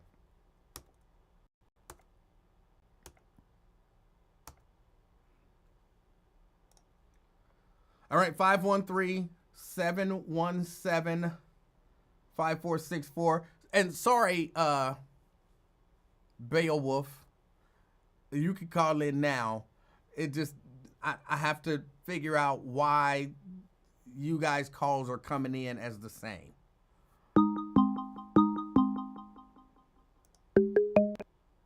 Hello. Hi, Emanuel. How are you doing? I'm trying to call the Emanuel show. This is the afternoon experiment with Emanuel Livingston. Hey, how y'all doing? This is Fane Rothstein, a.k.a. Ye St. Croissant. And I just want to talk a little bit. Twin kind of got me off my square there just because that brother has a really bad case of main character syndrome. Okay. There's a bad case of it. And it's like, dude, you're not that interesting of a person. I'm sorry. I fuck with him, but damn, wrap up these damn phone calls to 4 minutes and some seconds. You understand me? But that's Cincinnati's fault for, always deriding out of towners. We heard he's from Chicago. Everybody thinks he's got such an interesting story to tell because he's from Chicago. No, he's a gauche, middle-aged man who made bad decisions as a youth, like every third Cincinnati black dude. Okay. If he was a Cincinnatian, he would be the Black Lion. Y'all wouldn't like him. But he's from Chicago, so you're willing to deal with him. There's nothing special about Chicago. It's Jackson, Mississippi with tall buildings. Okay. Bamas and skyscrapers. Okay? Okay. That's what it is. I'm sorry. There's no every media, every American media you've seen about Chicago, the place looks cold. You'll see some kids playing around on July 7th in a video on Tom Brokaw Nightly News, and you'll say, damn, that's a frigid-looking 93 degrees. Good Times looked cold. Their most notable citizen, Al Capone, died of syphilis. There's nothing special about that city. But I digress, because that's a hell of a shirt you got on, of Saginaw Stevie. Okay. Where'd you get that from? I made it. Now, okay, no, yeah, you did well. I've been trying to call you for the last 2 days because I thought on Tuesday you were spitting from the Survivor Scrolls. Oh. Or not Tuesday, whatever it was, 2 days ago, when you were talking about what how you raised your kids. You ain't on that yes ma'am, no ma'am stuff all the time and blah, blah, blah. That black bullying that we grew up with, that we're accustomed to, that we think is customary. No, it's bullying. Hold on. I didn't have I let my kids call me by my first name. Yeah, that's weird. It didn't bother me at all. It doesn't bother them at all. They have no problem calling me saying, "Hey, Edsel, can I borrow a couple $100 real quick or something?" Yeah, that's weird. It's weird, Yeah. but my kids are well accustomed to society. They know, they know who I am. They know who their relatives are, who to call aunt, who's their aunts, their uncles, and things like that. They know who their grandma is. Well, Is that though the standard? Like, just having knowledge of who your relatives are? Right. Okay. I'm not a big salutation person, and you don't have to respect me just because I'm older. Black people are like that. That is one of our carrying cards. You'll respect me just because I'm older. There's no bigger bully than a 70-year-old black person, male or female, because they gonna talk shit to you. There are some who guarantee do. I guarantee you, you and your two brothers was called a punk by one of your uncles. Not that I can ever recall. No. I guarantee your dad put hands to him. Like, man, watch how you talking to my sons, bro. No. I don't believe you. No, I'm telling you. I don't believe you. That it never happened. Never. Oh, okay.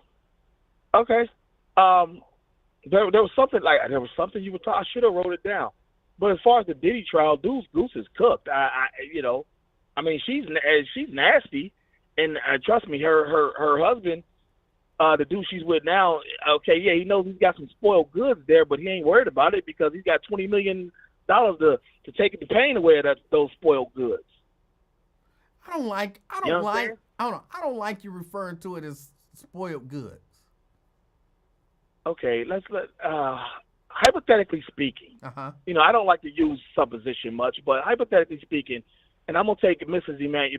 Livingston out of the equation. Okay. Okay, you're not married. Uh-huh. You're 25 years old, Emanuel Livingston. You got all your muscles from high school still. You looking good out here in these streets. Okay. And you meet this bad little red bone. She might even be part Spanish. She might be Blasian, like Jerica, but she bad and she light skinned, rack of lamb, everything. And she tells you, yeah, I used to suck dick for a living. You can see me on Pornhub. And she's got a couple canker sores to go with it. You dealing with that? Well, probably not. But okay then. But no qualification, Emanuel. No, you said probably not. Hold on, no, probably not. But I'm saying, if you find somebody who understands, like if I let me switch your scenario a little bit, because your scenario wasn't great and had no context. It did have context. You met a chick who's a hoe. No. Who's got a confirmed nasty history. Do you want to be a part of it? Yay or nay? But again, there was no context there. Why? Why did she have that history? Was she forced into a life of... Hey, I could be your friend. I ain't got a tongue to kiss you. I'll gladly be your friend, though. Okay, that's fine. But what I'm saying is, in order to... I just feel like saying spoiled goods is judgment on the person. And if this person was forced into doing this, I don't think it's good, right, or fair to put that kind of judgment and shame on them for something that they didn't have a whole lot to say about. Hey, well, listen, man. Just like my man said in the movie Juice, I can pour syrup on a pile of dog shit, but that ain't gonna make it taste like pancakes. All right? Okay. Never saw the movie. So, now I'm kind of glad I didn't. You're a wild boy. I see why you be getting cussed out. No, I'm messing with you. I'm messing with you. I've been a fan for 20 some odd years. You know what I'm saying?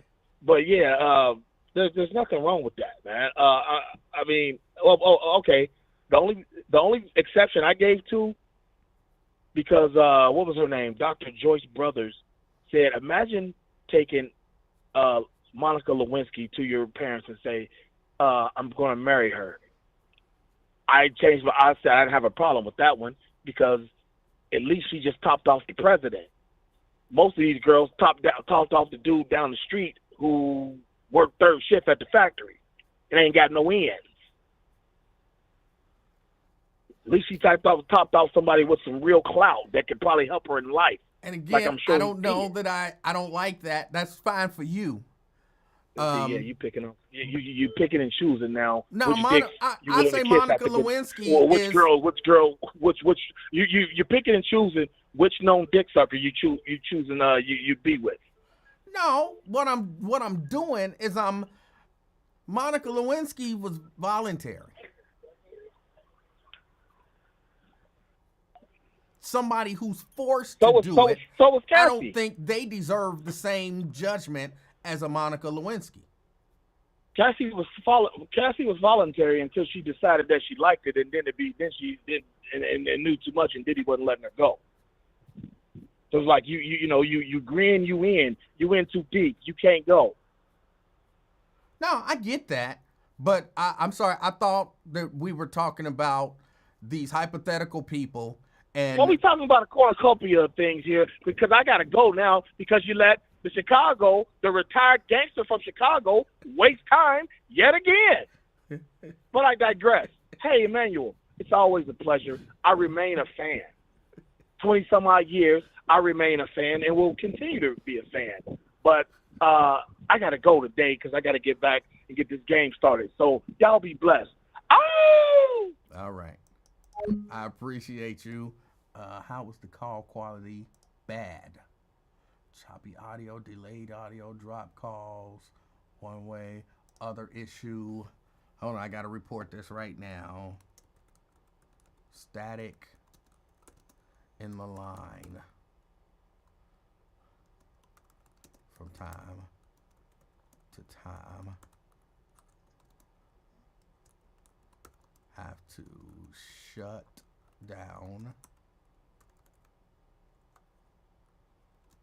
the app. If I don't do it right now, I don't know when it'll come back up.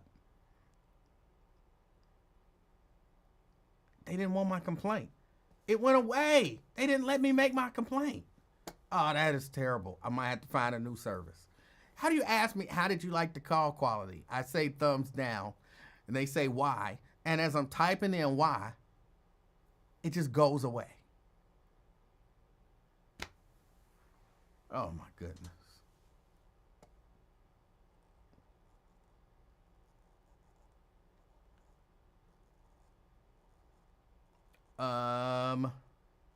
But all right. Fame, I appreciate your call. Ron says, everybody keeps negating and ignoring what Rich Dollar said to Cassie when they were on Love and Hip Hop New York. Run that ass back. I have no idea. I've never watched Love and Hip Hop anything. So, Ron, because to me, that's lady TV. Love and Hip Hop and the Real Housewives and all that stuff, that's lady TV. So you tell me what he said, because I don't be watching lady TV.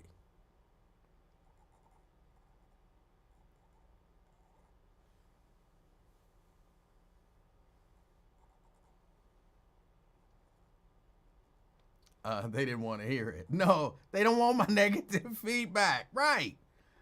Oh. They don't. They just got rid of my little complaint bubble thing. But okay.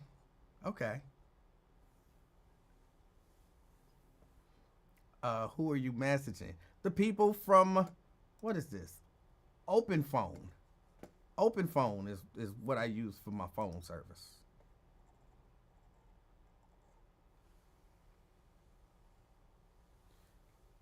Why you not watch a show like that when it's just you and your rotator? Oh, y'all terrible. Y'all are terrible.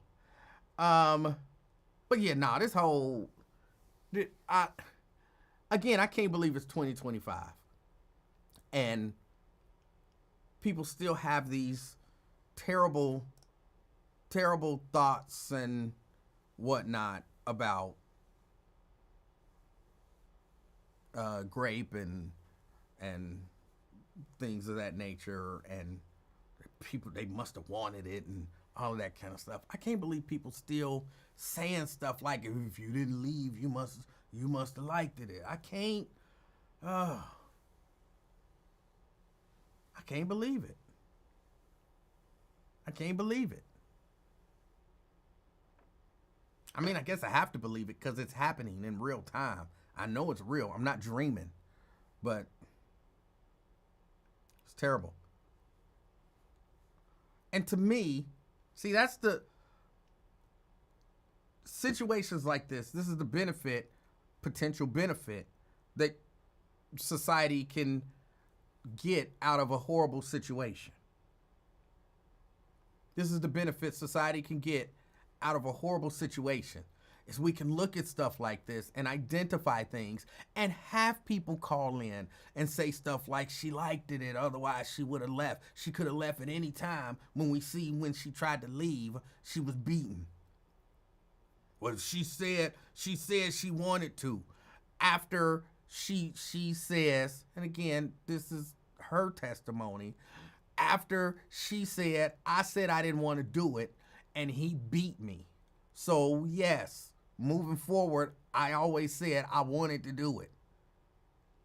You said you wanted it. Because he beat me when I say I don't. I don't want to get beat.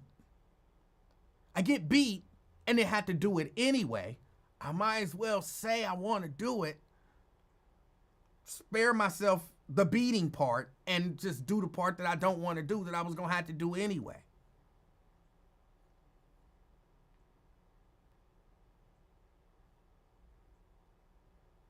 It sounds crazy. It is crazy. And some of the stuff she's saying, like some of them escorts, the male prostitutes, the people that they hired to have sexual relations with her.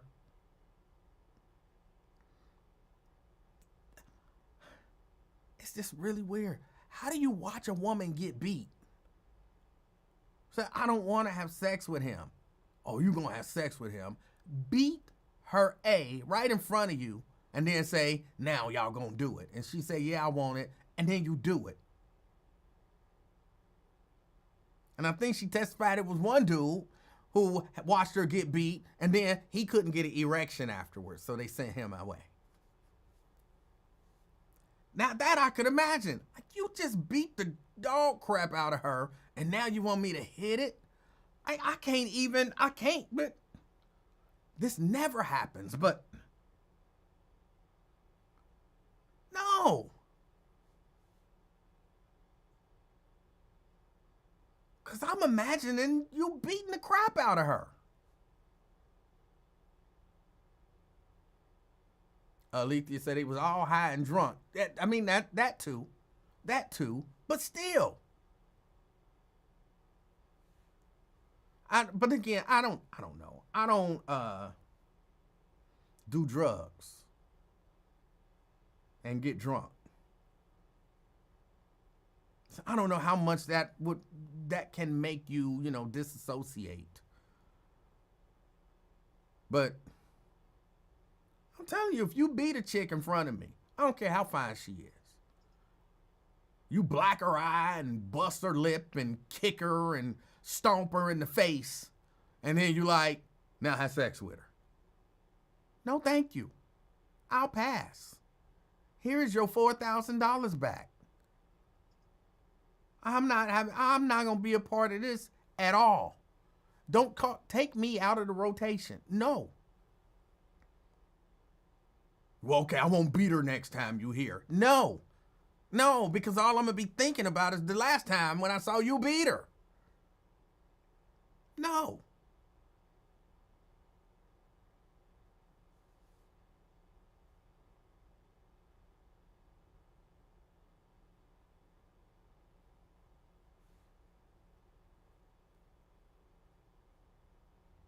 Yeah, that's what I would feel like.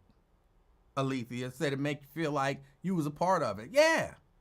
If I stand there and watch you beat the crap out of somebody and then tell me to have sex with them and then tell me to urinate on them, urinate in their mouth and all that kind of crazy nonsense, I might as well have to just beat her. Like, we're both abusing this person. Yeah, but she want it. Tell him you want it. if you don't say you want it, I'm gonna beat your ass. I don't want it. But I'm gonna trick myself into believing she actually wanted it. She did say she wanted it.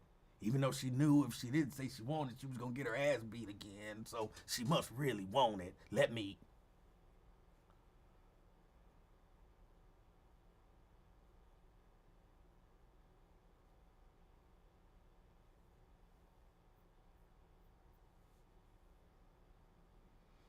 I just, and again, for me, it ain't even about the acts. Look, if you enjoy urine play, that's on you. I'm not here to say you wrong. It don't sound like something I would enjoy, but if that's what you enjoy, if you enjoy, all that stuff, I don't even really want to get into everything. If you don't enjoy all of that stuff, I get it. But if you do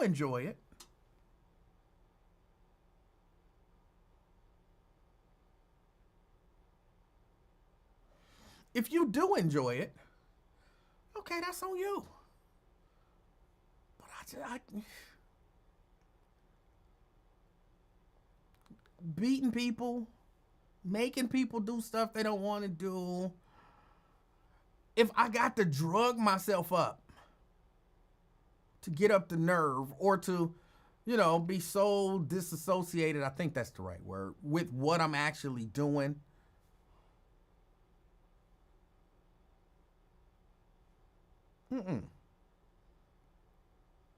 But if I'm doing something I enjoy, I ain't got to be drugged. Well, maybe since I got to do it for 3 days straight. Okay.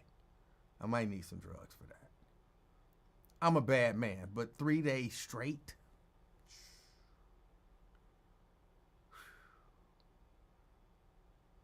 If you tell me you got to go for 3 days straight, that I'm out. This ain't for me. This ain't for me. You mean once a day for 3 days? No.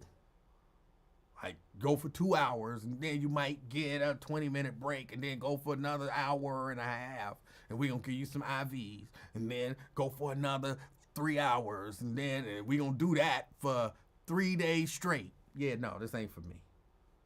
This ain't for me.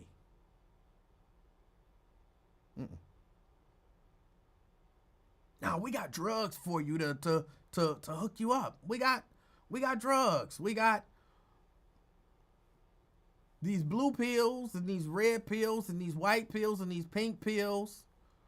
We got some cocaine and some crack. If you need a little heroin, you know what I'm saying? We got opiates. Heroin. We got opiates for you. We got all of that. We got all of that for you. We can keep you awake and stroking for 3 straight days. And then afterwards, it's cool. Because we know you're going to need to replenish your fluids and all that kind of stuff. So we're going to put you up in another hotel room. We're going to get you an IV, some Gatorade. You know what I'm saying? You're going to be straight. Nah, this ain't for me. This ain't for me.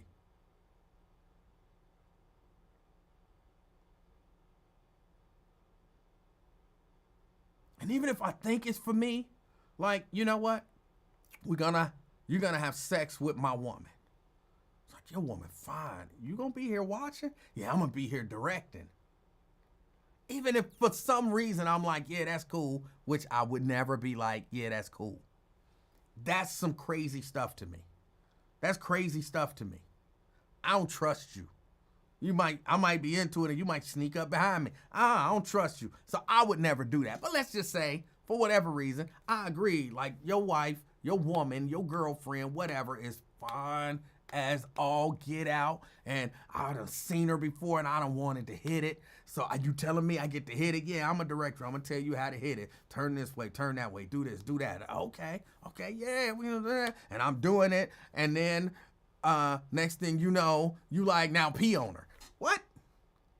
Hold on. Nah, I was cool with, you know what I'm saying, eat this, lick that, suck this, and touch that, put it here, put it there. I was cool with all of that. You want me to pee on her? not into peeing on people. What am I getting out of peeing on her? No, I'm not going to pee on her. I'm sorry. I'm the director. I'm telling you to pee on her. No. I'm not peeing on her.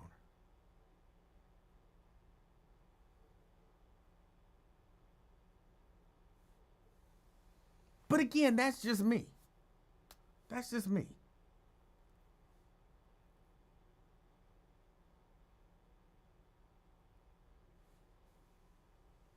But when she say no, I don't want to do that. That's it. And when she get beat for saying no, as far as I'm concerned, every time after that,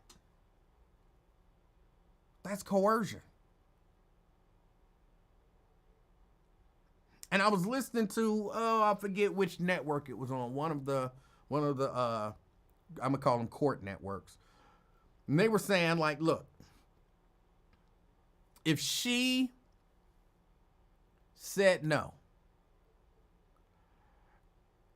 or she was coerced, and he's moving her from place to place, calling in different people,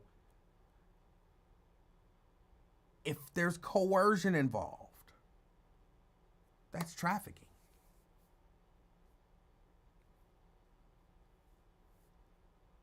That's trafficking.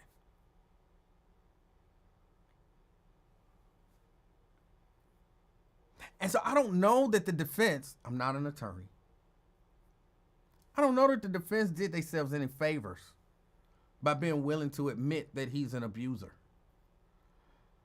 Because if she says that she said no, and I know they went through emails and text messages and all that kind of stuff. If she says that she said no, and they have messages of her saying no, but agreeing to do it because she don't want to get beat,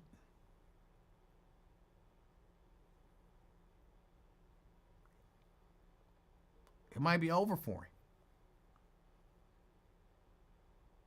You can't run around talking about, oh no, it was all consensual. She said yes this time. She always got the excuse that I said yes so that I wouldn't get beat. She liked it. She could have left any time she wanted to leave. All she had to do was walk away. No, because we saw her try to walk away and get beat. I don't know how to get that into people's heads. You can't say she can leave anytime she wants to leave when we saw her try to leave and get beaten and dragged back. That takes away that she can leave anytime she wanted to leave argument. It's gone.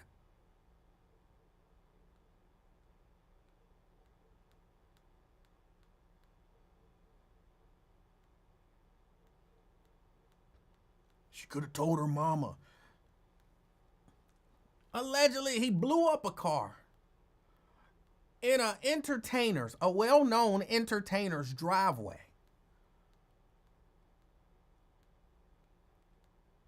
He allegedly dangled somebody over a 17th floor balcony. You want your mama in the line of that? No, I'm staying for my mama's safety.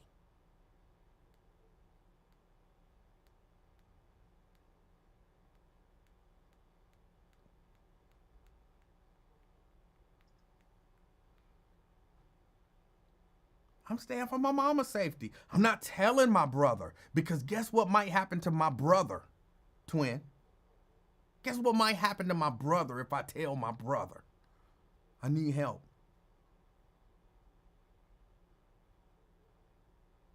Now ain't nobody getting dangled over a balcony, but somebody ain't alive anymore. Okay, come on, y'all got to see this stuff. Y'all got to see it. Now, you can say, I don't believe her story. Then okay, you got something there. But if you're like, no, I believe her story. I believe she telling the truth, but she could have left anytime she wanted to. Something wrong with you. You need counseling.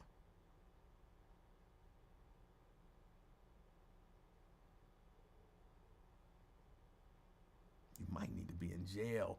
Because if you, for real, if you're looking at this and you believe her story, and you still somehow think she's the bad guy in the story, because she sued him and she testifying against him, you done probably did something like that.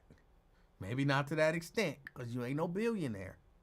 But you done probably, if you think that that's okay, again, if you believe her story and she's still the bad guy in your mind, you probably should be in jail.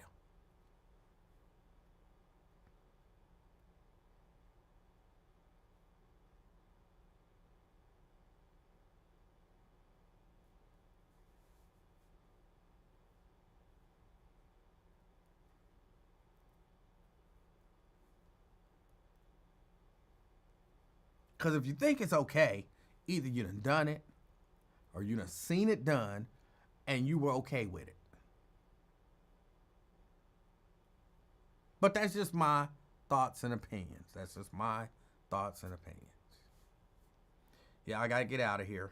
I know we didn't do Constitution this week. We'll do Constitution a few days next week. Hold on. I have a question. I want to read the whole Constitution. I want us to read the whole Constitution. But I know, Article 1, which we went through, Article 2, Article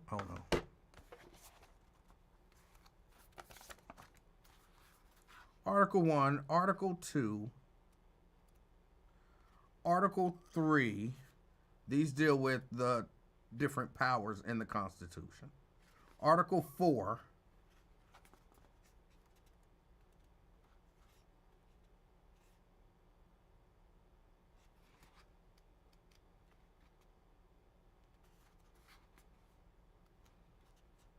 Article 5, Article 6, and Article 7. I don't know how to say it. Those are like the boring part of the Constitution. Do we want to skip that and come back to it and get right to the amendments? Or do we want to go kind of methodically through 1, 2, 3, 4, 5, 6, 7, and then into the amendments? Because the amendments are, in my mind, and I know it's crazy, in my mind, the amendments are the exciting part.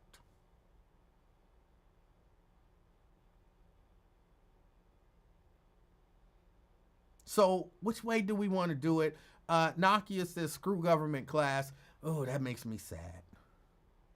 It makes me sad to hear you say that. But I have no problem with when we start reading Constitution. If that ain't your thing, you can head on out. I get it. I'm saddened by it, but I get it. And, you head on out, and then you'll come back another time when we're not reading and, trying to better understand our government.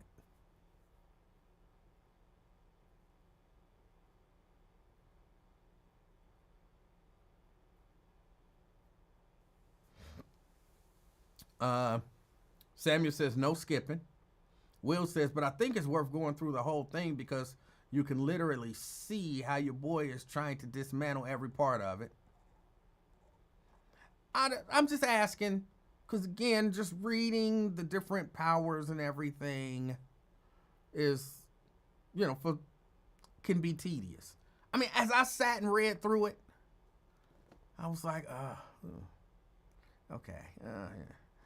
But then once I got to the amendments, it's like, okay, yeah, this is this.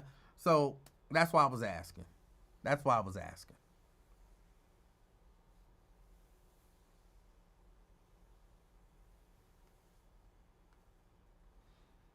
Mike says, do the amendments and then go back to the articles. All right. Two people say don't skip any, and Mike says do the amendments and then go back to the articles. We're going to read the whole thing. We're going to read the whole thing. Samuel says, I think it's dope. It's kind of boring reading. It really is. I mean, I understand it is what it is. Nakia says, no. Are you interviewing for a professorship? No. I just think people should know what the Constitution says.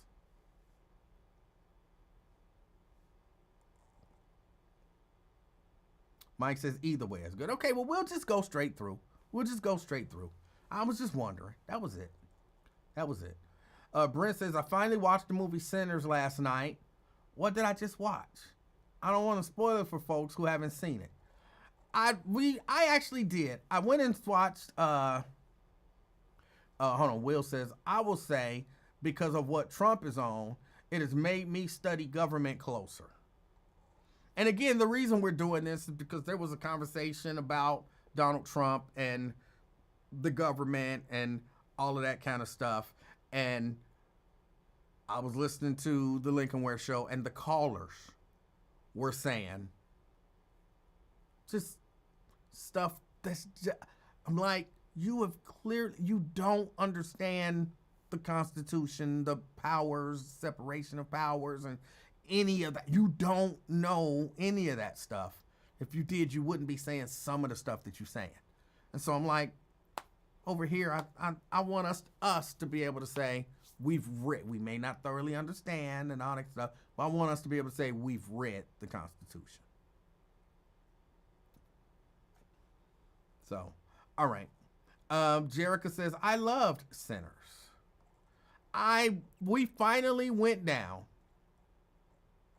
and watched Sinners. We went to the movies. We actually went to the movie theater and watched Sinners. And y'all know I've been anti-movie theater, but Mrs. Livingston was like, I heard that this movie theater is really nice. We shouldn't have any issues, and I want to see the movie. So we went and saw the movie. This had to be 2 weeks ago. Maybe more, but I think 2 weeks ago. I thought the movie was all right. The movie wasn't, don't tell where you watch it from. I want to be on outside. I'm not sure what you mean by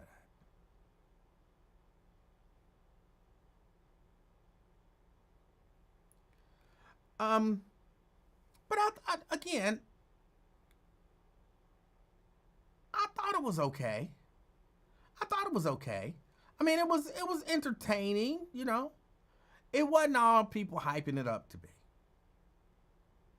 I kind of went in, I had to ignore all of the hype and just go in to see a movie. Because, you know, sometimes if you go in and you expecting this amazing blockbuster, you know, super duper tremendous movie, and it's just a movie, and it can be a good movie, you like, it wasn't all that. So when I saw it, I tried to remove all of that. And then I was like, you know what? It was a good movie, you know, in terms of, it was a decent story. Of course, it was shot well, you know, it was lit well, it was acted well. All of that good stuff.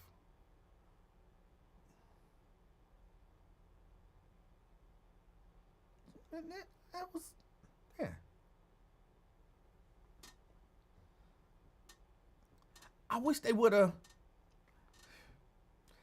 There's a part of me saying I wish they would have got into it earlier, because they didn't really get into it until really late in the movie. But I think all of the setup was necessary. All of the setup, I think, was necessary.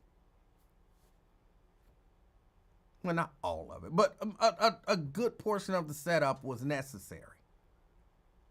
I thought it was a good story. You know, for what it was a good movie. It was a few things that annoyed me. which I don't really want to get into because I don't want to spoil anything for anyone who hasn't seen the movie. So there was a few small, and they were just small things that annoyed me. Stuff that I thought might have been slightly inconsistent.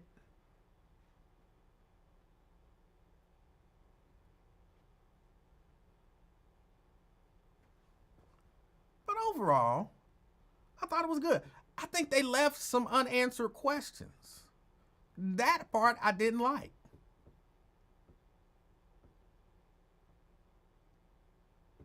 Again, there's stuff I want to say, but I don't want to spoil it for anybody.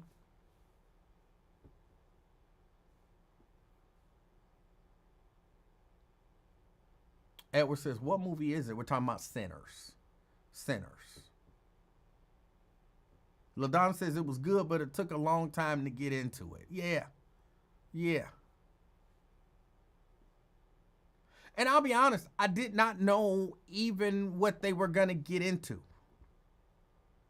Because I tried, when I start hearing all the hype about it, I tried to avoid, because I knew eventually I was going to see it, so I kind of tried to avoid a whole lot of stuff. So I wasn't even sure what the movie was about.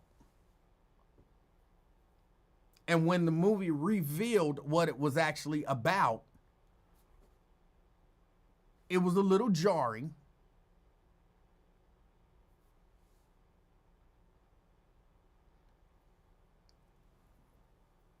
But it was okay. It was okay.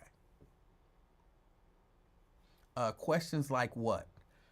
How can I ask the question without it being a spoiler? A smart person would be able to do this, which is probably why I can't.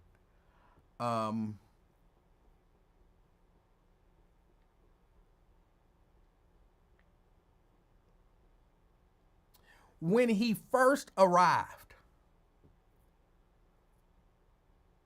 and they were after him,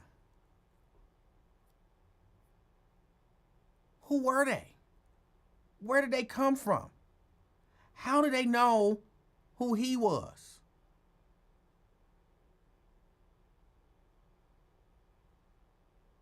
And then where did they go? Why didn't they ever appear again?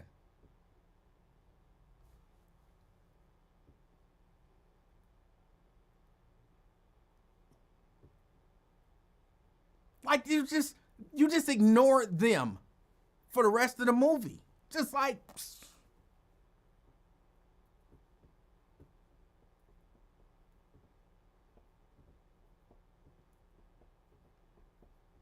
apparently they had a solution. You know what I'm saying? You're running from them. Apparently they got a solution. What's the solution? What's the answer? We don't know that. We don't know. So, I mean, tie up that thread.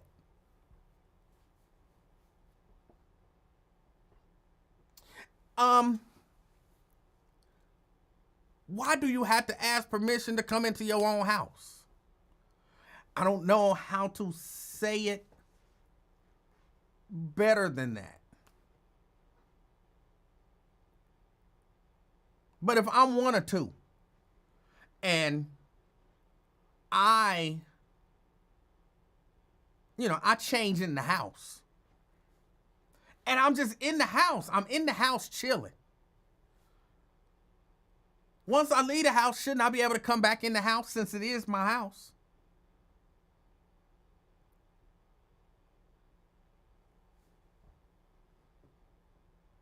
I mean, for real, it's one of them things where, see, Anthony, I'm trying to not, if you've seen it, you know what I'm saying. You don't have to say that. But, okay, if I have to be invited, I don't have to be invited into my own house. It's my house. So why would he have had to be invited back into his house?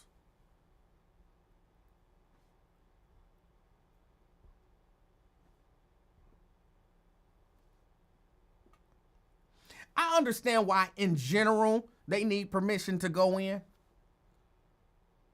But again, if me and my brother own the house, And whatever happened to me happened inside the house. It was his house. It was his house. Him and his brother owned the house. It was his house. And when it happened, he was in the house. And then he was in the house for a minute. So then when you leave the house, you don't have to be invited back into the house. That's your house. This was just slightly inconsistent.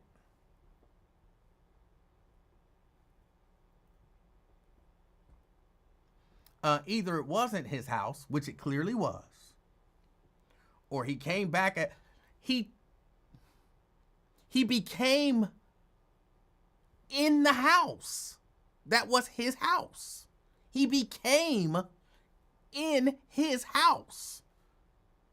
So you don't have to be invited in your house. Again, I know it's, inconsistent. Yes, I'm talking about the juke joint. I know it ain't that big of a deal. It wasn't him anymore. But even when he wasn't him anymore, he was already in the house.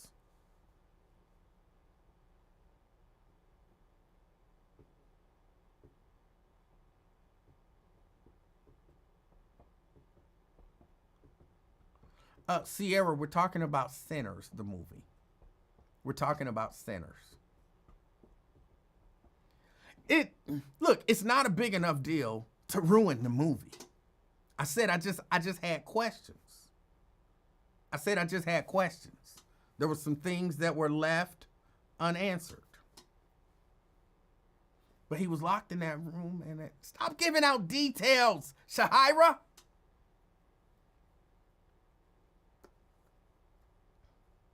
But when he did finally get out, he was out.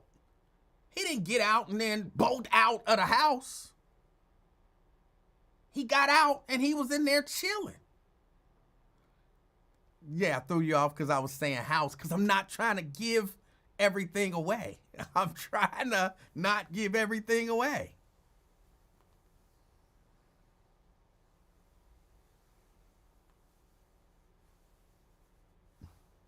Anthony, I see, I reject that. That doesn't make sense to me. That's why I said there are certain things that just logically don't make sense to me. And that doesn't make sense to me, Anthony. I reject that.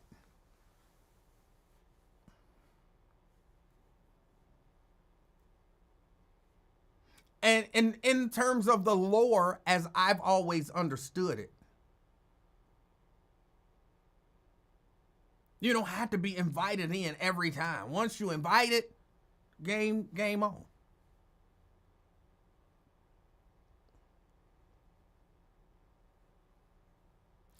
Those aren't details people would understand. But once they start watching it, then they would understand. Then it would oh, I know what's about to come because I heard Shahira say that, whatever.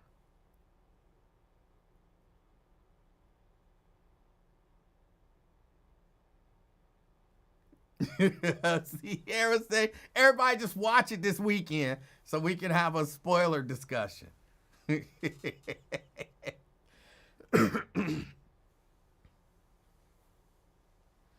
I know. And then once Shahira, and then once he was let out of that room and just in the space, and then he left, why couldn't he come back in? Plus, again, it's his house.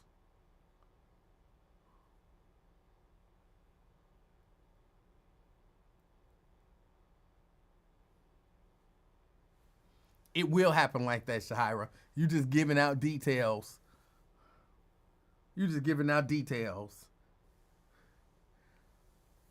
And then somebody ain't gonna be watching the movie. And Shahira said that they wouldn't let him.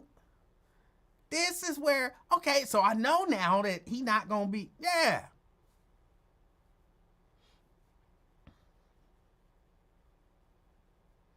But Mary, you don't have to be invited in if you already in.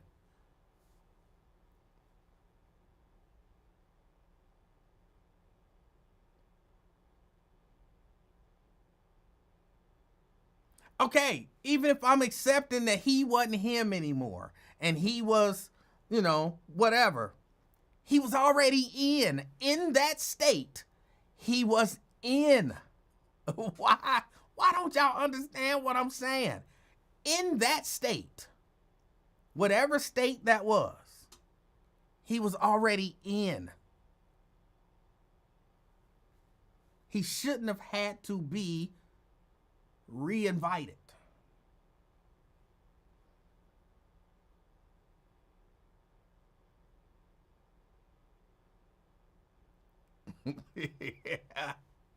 Yeah, Sierra just straight up giving away. She's saying names and everything. But even that person, it wasn't his spot. And he was never new inside.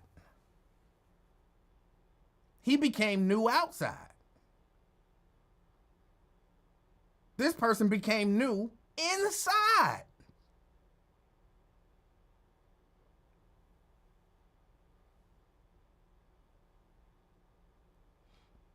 Shahira say, I understand what you're saying. You're just becoming too much of a small detail. You're nitpicking now.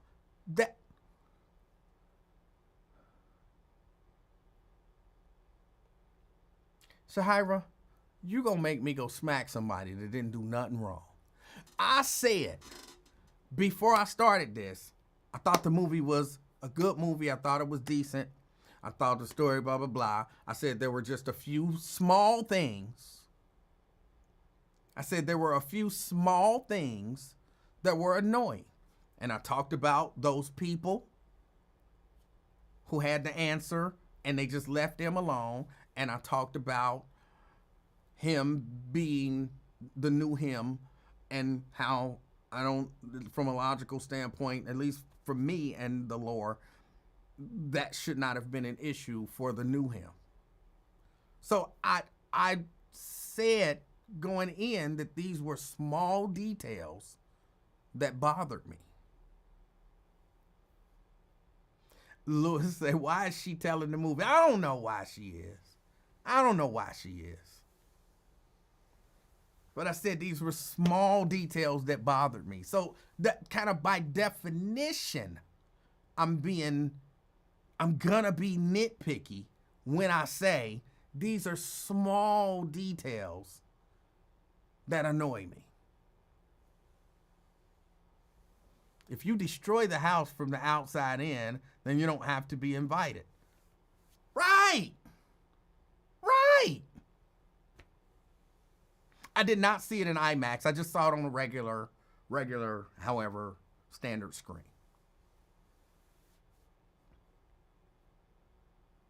No smacking. Be the reason somebody smack. Oh, Sierra just be, it's not Sierra, sorry. Shahira, she just be picking with me for no reason. She be trying to get me mad. And I would never hit Shahira. I never actually physically met Shahira. I would never hit Shahira. But I might smack a stranger. Just thinking about what Shahira said to me earlier in the day. And just be walking down the street. There's a lot of homeless people walking around here. Just be walking around the street and see one of the homeless people talking to, nobody. And just smack them. They wouldn't even realize it was me. They in the middle of a hallucination. And then I feel better, and it might wake them out of their hallucination. It serve everybody.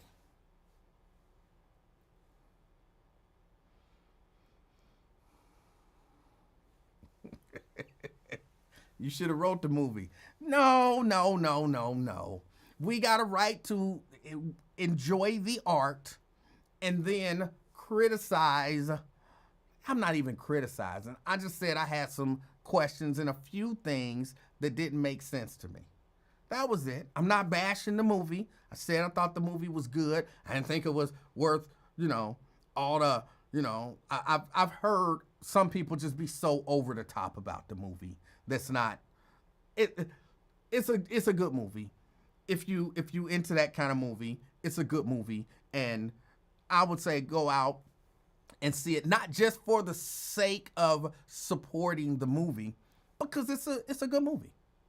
It's a good movie. So I would say go, if you want to go see, a good movie, go check it out. Now, if you want to see a cinematic masterpiece, I don't think this is it. I don't think this is a cinematic masterpiece, but it's a good movie.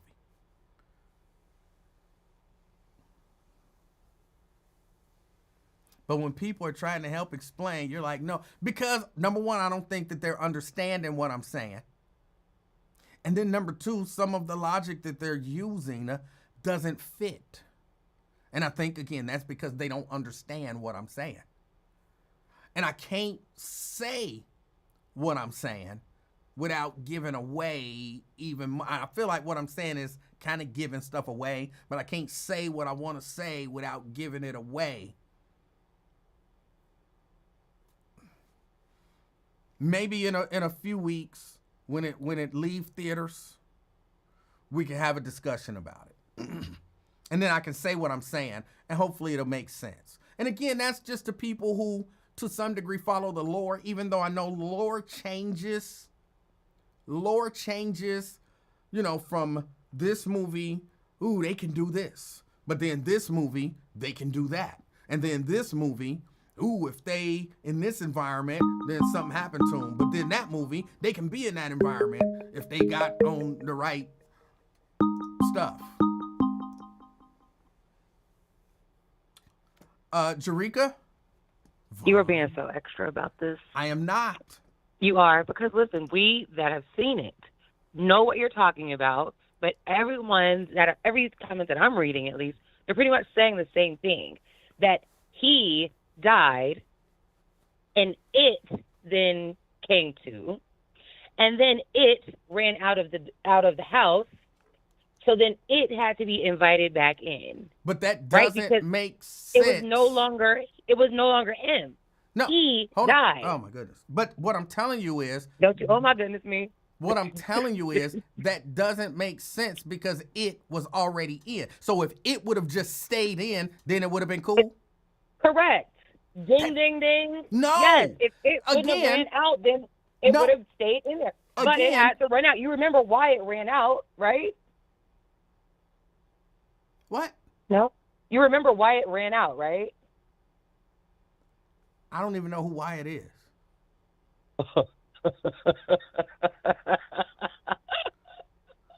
That was stupid. I said, you remember why, W-H-Y, next word, it. Okay, I thought maybe somebody's name was Wyatt, and I was like... That's the way your brain works now. I just told you I don't remember names. Oh my God, you're old. You just put those two words, you made them a compound and created a new word. Hold on, am I the only one who thought since she said Wyatt? I thought you said Wyatt, so I'm thinking, who was named Wyatt? I don't remember their names. But what I'm telling you, that the reason that it doesn't make sense to me is because in other lore, number one, it doesn't have to be invited into its own house. That's number one. Number two, it was already in. So once in, it can come and go at will. And that's according to other lore. It doesn't have to be invited every time. Right. I do understand that. I think we all understand that. I think you're speaking to people who understand what you're saying because, But what I'm saying is he didn't die outside of the establishment. Right. He died inside of the establishment, right? We're good there, right? Yeah, we good there. Okay, gotcha. And then it came too, right? Yes. Okay. Hold on. Wait. Finish that. It came to inside. Correct. Okay. It came to inside the establishment, right? Right. Then it encountered something that made it flee from the establishment, right? Okay. Okay. So once it was outside, it was no longer in the establishment, and it was no longer him because him had died. Hold on. See that again? This is where you're losing it.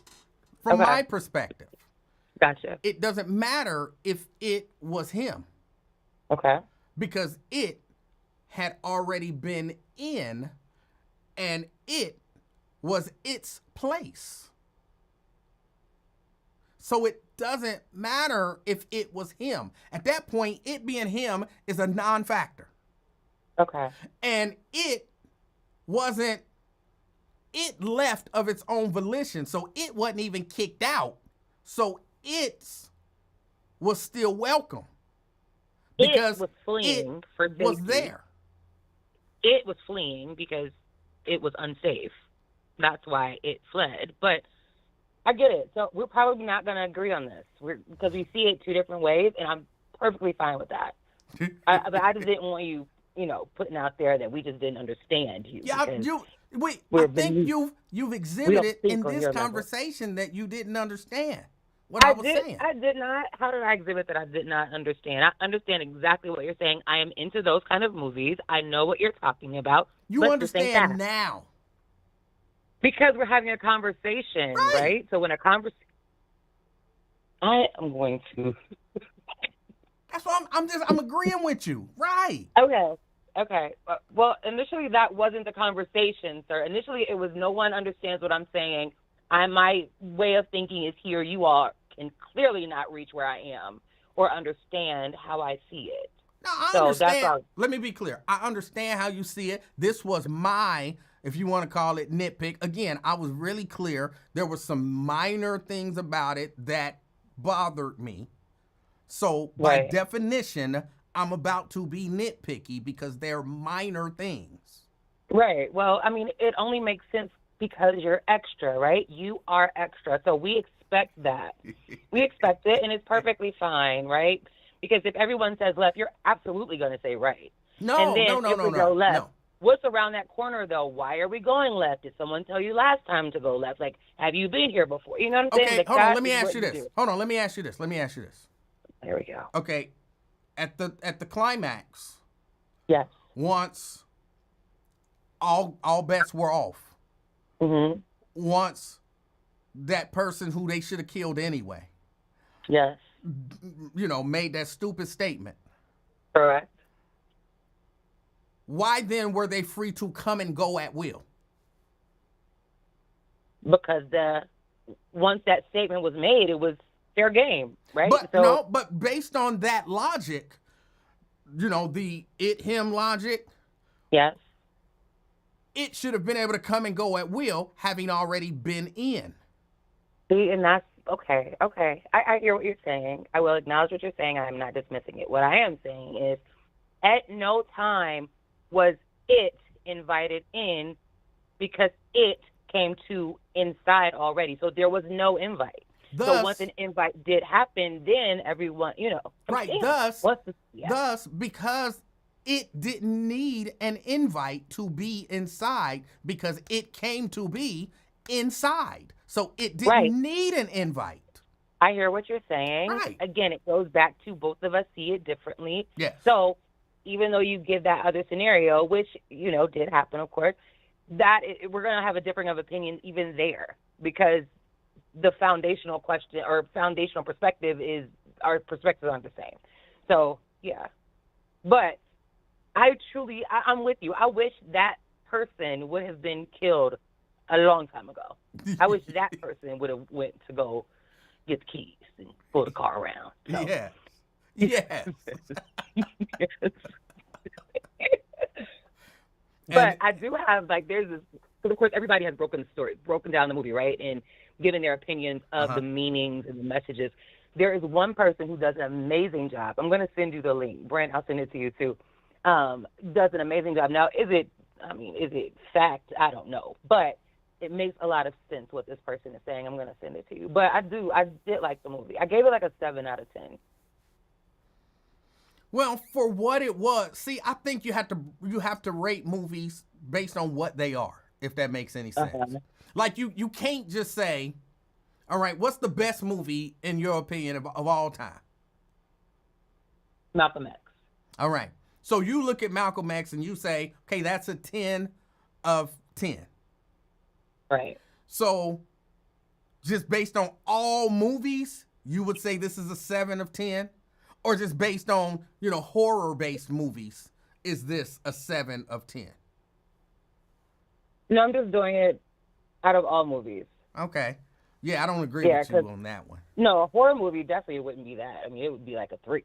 But, yeah. You would base it, okay, so basing it on all movies, you would rate it a what? Maybe a 5. Dang. Really? Yeah. Oh. Okay. Yeah. What, I mean, was it because you have questions following? Is it because the climax, it took so long to get there? It took so long to get to the just purpose of the movie? In terms of everything that I kind of look for in a movie, you know what I'm saying? I didn't get attached to any character. No? There was nothing drew me in to attach me to anyone. So for me, the movie was a movie. Like, I understood that there were stakes, but I wasn't emotionally attached to any of it. And the story was just an okay story. It was just an okay. I mean, and that's kind of what you expect from a horror movie. You know what I'm saying? They're not some great masterpiece where it's all of this. It was an okay story. Right. So that's why I'm looking at it in terms of overarching, in terms of movies. If I'm not attached to, emotionally attached to any of the characters or, anything like that, I'm not invested in any of the storylines that are going on. So that's why I say a 5. Okay, well, I mean, that makes sense because, I agree. I don't think it was that much of a storyline, and the storyline it did have was just like, eh. So, yeah, and the characters, I liked a couple of them, but then there were some that I was wondering what their purpose was, like, how do I say it without saying it? The Jezebel type person. Yeah, I could not understand, like, that. I couldn't understand their interaction with one another. I thought he was a child. None of that made sense to me. So I left confused there. Yeah. Definitely. Now, do you know who that actor is? Whose son he is? No. He is, gospel, of course, you know it. I think her name is Timony. Is it Timony Figaro? No, I don't know. Oh, my goodness. She sung, yes, you do. Yes, you do. She sung Calling My Name, the gospel song Calling My Name. I'm not aware of that song. Oh, my gosh. Yes, you are. My goodness. Anyways, you can look it up later. By Hezekiah Walker. Anyways, she sings that song. She's the lead on that song, and that's her son. You should go look at some footage of him singing as a child. Amazing voice. Okay. You should look at that. Okay. Okay, what else you got? Okay, maybe you can tell me how I'm trying to ask it, of course, without spoiling anything. How did the instrument of death end up not totally destroyed? I don't know. I do not know. That was my question, too. Yes, that was my question, too. Because, if you recall, it was. Right, exactly. And then it was put back, yes. And just... I don't understand that. Yeah. It's just back. Yes, completely whole. Who put it back together? Yes, I agree. I did have a question there. But like I said, those are I have my, like I said, it's little stuff. But when I watch a movie, I really do watch them, and I can watch it and enjoy it. But then afterwards, I start thinking, who were these people and why didn't we ever see them again? And, right. why invitation necessary 100 times as opposed to you know what I mean? Why? Where did it regenerate? You know, stuff like that. Those are nitpicky. I agree, Shahira. Yeah. But yeah, that is very nitpicky because I mean it's obvious, but it's okay. It may not be obvious to you. I get it. But you know, you're extra, so your brain works a little bit differently than everyone else's. So I completely understand that. But I was wondering the same thing in regards to the people at the beginning, and then they disappeared and never came back. Right. I didn't understand a lot of this until I watched it a second time after reading some of the commentary in regards to it. Because initially I had no clue what why they were pursuing said person and why said person was like, oh, like help me. Right. And I in all honesty, I spent the last act of the movie waiting for them to show back up because I thought, yeah, there you go. They got the answer, and they gonna show up last minute with the answer and save somebody, but they didn't. Right. Yes. Yeah. So what I read is they were attempting to warn, and because they didn't take heed to their warning, they were like, "Whoop, yon." That's what I read. So that's why you never saw them again. And then I was wondering why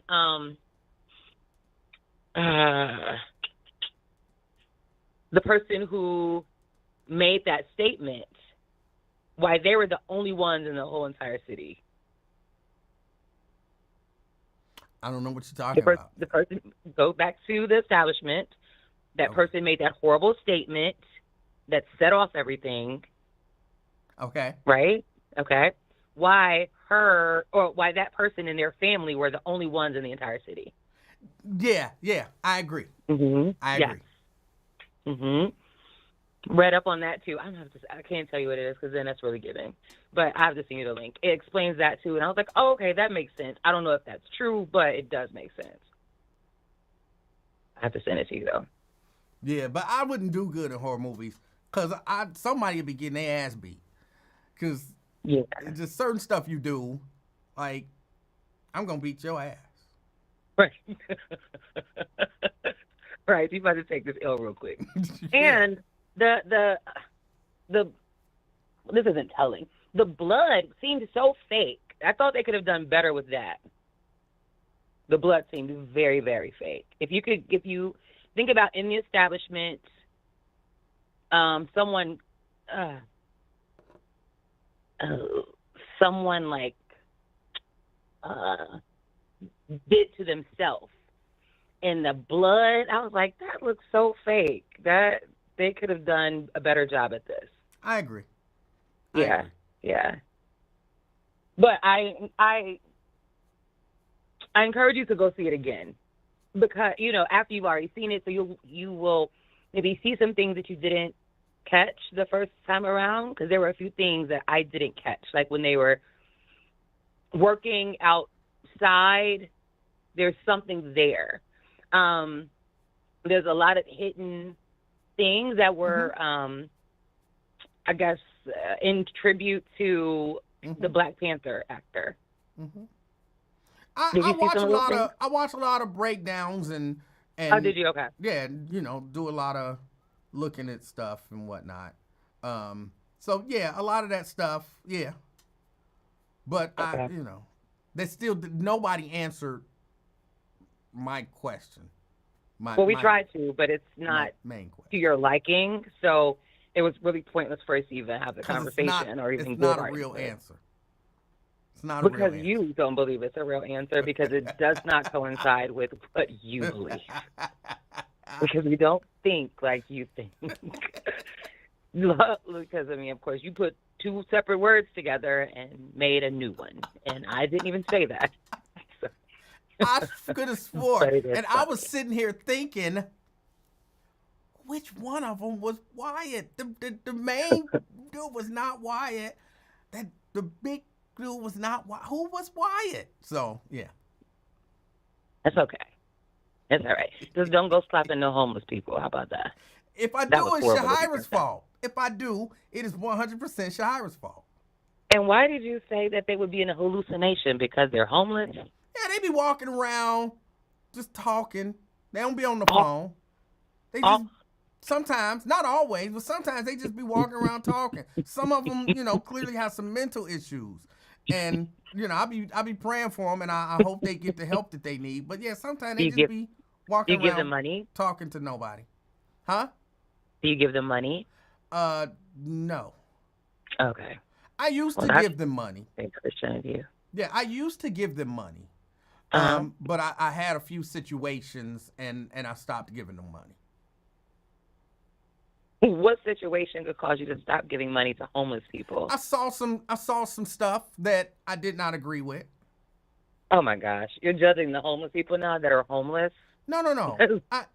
I'm saying, if I give you money and you go right and buy some drugs, like literally, oh, I need some food, whatever. Okay, here's some money, and then you're like, oh, I got enough. I'll take a dime bag. Like, whoa, hold, what? Give me my $1 back. Right now, I don't want to give you no money no more. So that's what I'm saying. Now you're I've seen contributing. some things where I'm like, sometimes giving them money ain't the answer. Okay, so you just go buy them food now because you do give, right? You give to homeless people. Oh, not always. I don't believe a lot of them are homeless. Okay. There's a lot of scams out there.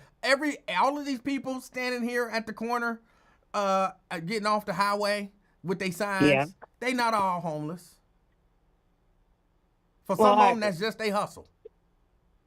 I agree, but you should be a giver, right? You should have a giving heart. Uh-huh. Isn't that what it says in the Bible? And you just give. Oh, I And don't what know if they that's do with it. I've never read that in the Bible, but I don't know.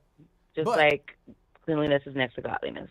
yeah, no, I don't. I don't always give. Actually, I very rarely give now.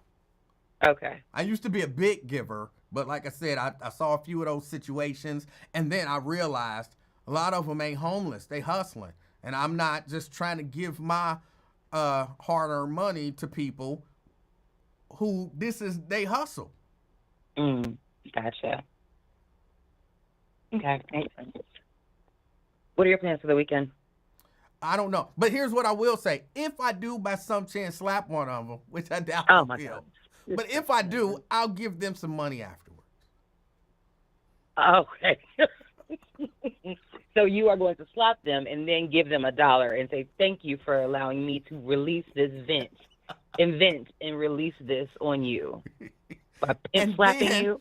And then because I And have then I'm going to say you're Shahira's, dreaming. because I have Shahira's Cash App, when I give them that $10, I'm sending her a bill for $10. She owes me $10 because it's because of her that I did all of that. Because Shahira made you do it. That's right. I got you. And as you slap them, you're going to say, this is for Shahira. Avenge me. Oh, that is terrible. I'm not slapping anybody, and Well, none of that kind of stuff. Shahira's all right with me. That's good. Let me ask you this. So today on Lincoln's show, of course, he was at the church. Bishop Cousins, Okay. came on. Do you remember the story, the background? It was something salacious. Yeah. Do you remember what happened? I don't remember the details of it, if you have time. Oh, let me see. To the best of my recollection, okay, he was the pastor at the church. I don't remember the name of the church, and it's not that important. He was the pastor of a church, and then it was alleged that he was having an affair with a particular lady whose name I don't remember either. I remember she was a lighter skinned lady. Okay. And they were doing some stuff that you wouldn't think, some backdoor stuff. And Backdoor stuff. yeah, and she really came out and like she had I think it was like voicemails and videos of him and all of that kind of stuff. And, a number of people in the church wanted him to step down, but he kind of refused to step down. And then, because of it, because I think initially he denied everything. And then, once she dropped some receipts, you kind of can't deny stuff no more. And then it was, if I recall, it was one of those "forgive me for I have sinned," and a lot of people was like, "No, bro, you lied first. You know what I'm saying? You can't lie to us and then come to us and say forgive me." And so some people stayed with him, and some people didn't stay with him, and then they ended up losing that beautiful building that they had built. And I think he went and started another ministry. I think he started another ministry, but either way, they had to move out of that building. It was a beautiful building. It's still there, of course, bought by one of the Caucasian churches, yeah, that was pretty much that was the story.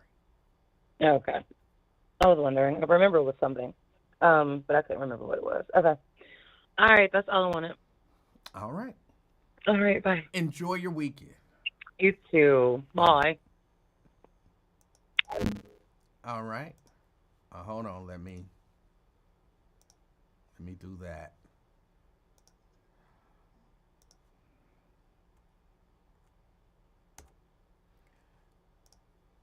And let me go here. And yes, Brenda, that was her name. And yes, El Rock, that was the name of the church. Oh, I'm sorry. Brian, call back. I don't know why it didn't. It just came back when you when it hung up on you. It just came back when it hung up on you. But that's the story as I remember it. Brian. Hey, what's going on? Hey, how you doing? Hey, not too bad. Yeah, I'm gonna wait for the 2 weeks to have a whole conversation on the flick. Okay. But I just wanted to say one little thing. All right. That is related to the quote unquote people who never came back. Okay. Because there were pieces of the movie, and this is my analysis. It could be worse, diddly squat. But there's certain things that are supposed to be just little taps to tell you to be like symbolisms about different pieces of history. Mm-hmm. So in that case, in my opinion, this was to symbolize that we've been coming trying to help y'all since y'all came, but you choose to put yourself in peril with a fellow racist rather than side with simple reason, or at least give some kind of credence to the possibility of reason. You would rather huddle up with racists, and which that's what they portrayed as initially. So okay, to me, I can see that. What that is, yeah, huh? I can see that. Yeah, to me, that's all that was. It was just a simple thing like, boom, we're throwing this piece in there because they were around in that time period, and S ain't changed. Yeah, kind of just making out jokes. But there was a statement made by them, a statement made that they hadn't been around for many, many, many years. Right. Right. So it kind of makes sense that you wouldn't listen to someone who is so out of place because they haven't been around for, decades. Yeah, although obviously I am taking a side in the matter, but in this conversation, I'm not taking a side as to why they would have acted like they did. I'm just saying the movie was making a statement that see how y'all are and see what you get. It's almost like a little FAFO reference. Yeah, yeah. To me, anyway. Somebody else can interpret it. So, I can see that. But anyway, it's getting late, getting close to your quitting time, so I just wanted to throw that in there, say what's up, and hey, have a good weekend. All right. Thanks. Have a great weekend. Anyway, no, Shahira, not them, not the people who went to Chicago, the other people who were there early on and then just disappeared without a trace, and we never heard anything else about them. A statement was made that they hadn't been around in a long time.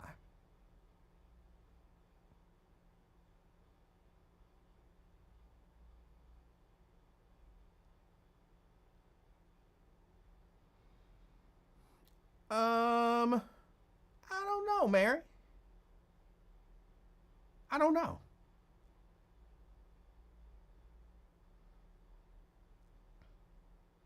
But I do have to get out of here.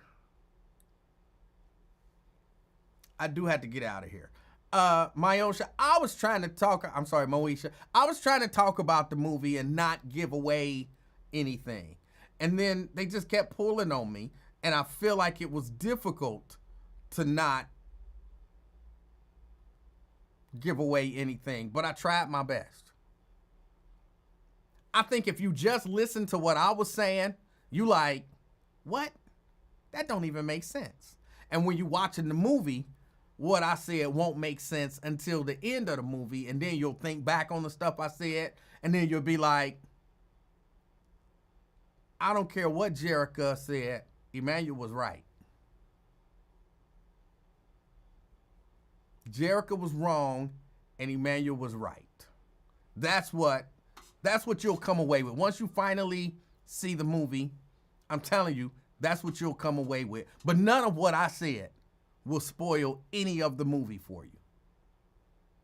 None of what I said. I was good. I didn't spoil anything.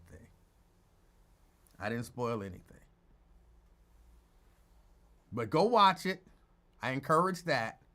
And then come back and tell Jerica how right I was.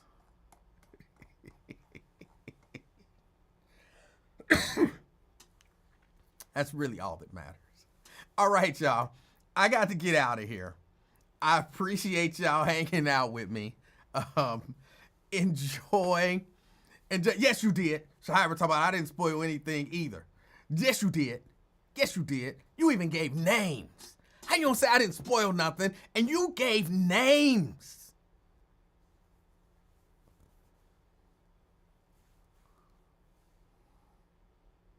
I'm gonna tell you what happened on a show today, but I'm not gonna spoil anything for anybody. But Lincoln talked to Twin and they said, I didn't spoil nothing. You gave names. Yes, you did, Shahira. You gave names. I don't even want to say which name you gave, but you literally gave a name.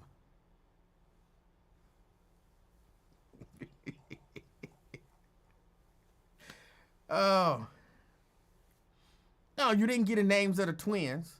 You gave the name. Well, y'all tell her she gave a name. So I don't sound like I'm being mean and making stuff up. Tell her she gave a name. She gave a name. And then somebody was like, damn, Shahira, you just giving names.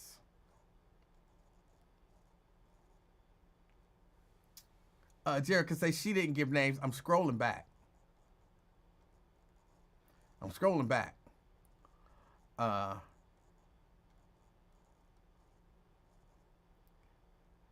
on.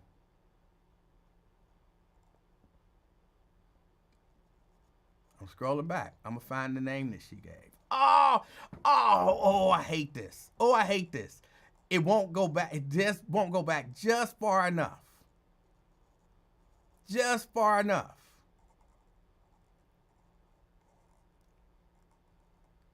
Because I even got the one where she say, those aren't details people will understand if they haven't seen the movie. She said a name.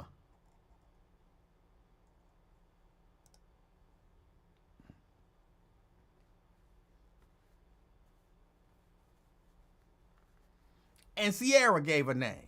I gave one name. Y'all, now you can't spoil. I don't want to spoil it. But Lincoln said,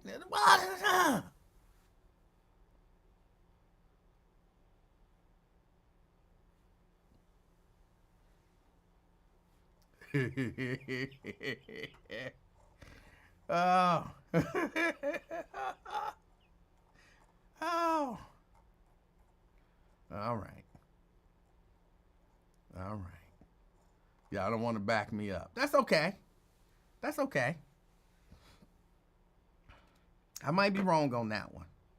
I might have had her confused with Sierra. But it's okay. I can be wrong about that one. Because she made me mad. So that's an excuse to be wrong. So I get a pass on that one. All right. Y'all, I got to get out of here. I appreciate y'all hanging out with me. Why are you ignoring my question? What question? What's the question? I don't see a question.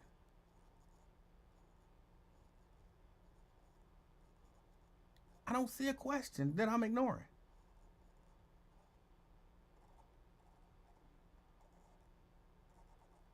I'm not ignoring a question. Yes, Shahira, that is my excuse. As a matter of fact, I'm sending you a bill for $10. You owe me $10. I was wrong, but you still owe me $10, okay? All right. Just when you see that bill come in Cash App, run me my money. Just run me my money. It don't even matter why you owe me the $10. Just know that you owe me $10. And I don't see a question from you, Jerika, that I am ignoring. She asked you, did you watch Lincoln's show when he called some lady thick? I'm not even gonna answer that. I'm not gonna answer that question. Well, I guess I can answer it. He didn't call her thick. He kind of insinuated. He insinuated that she might be thick. If you accept that eating cornbread makes one thick. But look, I got nothing to say. About how Lincoln interacts with women or any of that kind of stuff. Nothing to say about it. Who doesn't like cornbread? Look, y'all trying to get me in trouble. Shahira owe me $10. Jericho about to owe me $10. I'm going to get rich just because y'all trying to get me in trouble.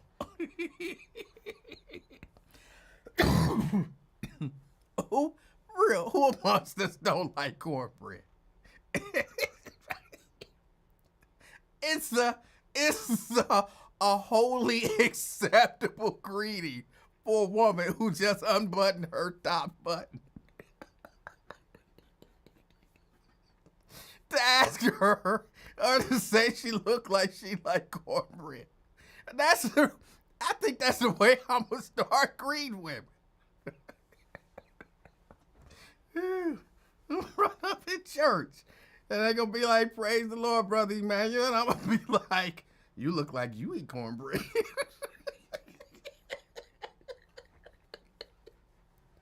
Oh, that's the way I'm going to start greeting women. That's the way I'm going to start greeting them. And if anybody got a problem with it, I'm sending Jerica a bill. Because she brought it up. I wouldn't have even thought about it until she brought it up. Y'all gonna start paying for the stuff that y'all make me do.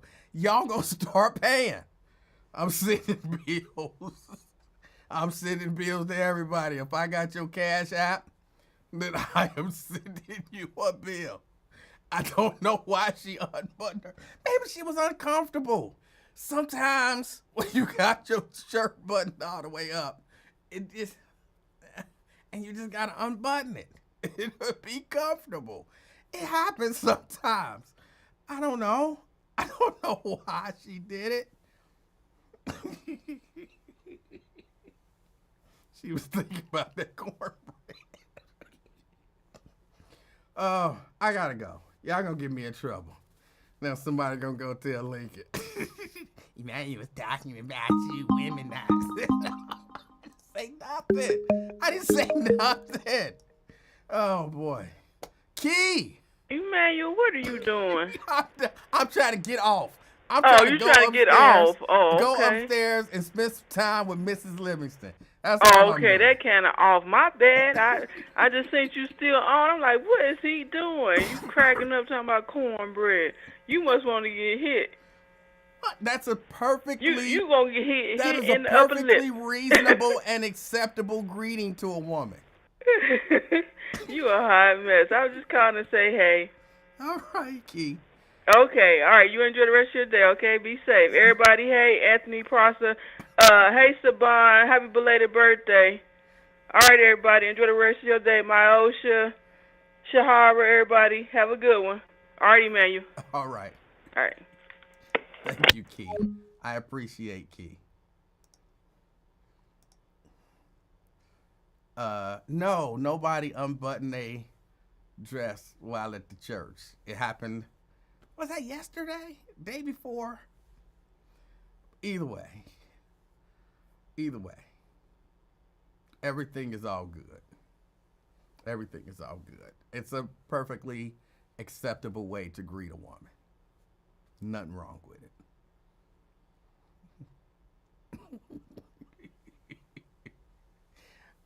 Y'all enjoy the rest of y'all day. I keep trying to get off of here. And y'all won't let me. Something else did come up that I'm not gonna discuss. Well, I don't even remember what it was. Tanika said it was yesterday. Yes.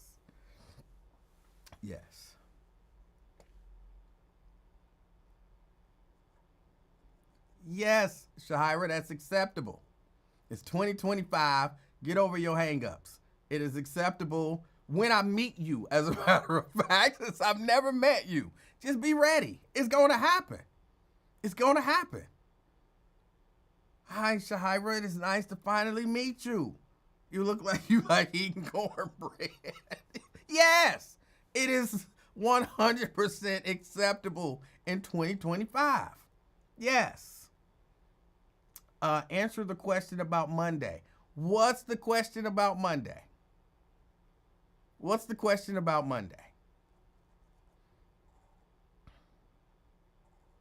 Wasn't no cleavage showing. She was a nice, modestly dressed woman who maybe is a little hot in the studio, and she unbuttoned one button just to cool off a little bit.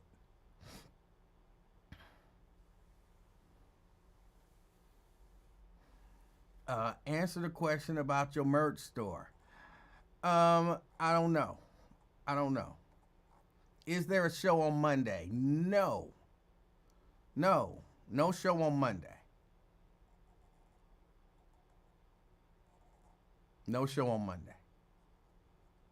I'll let y'all know when Mondays are coming back.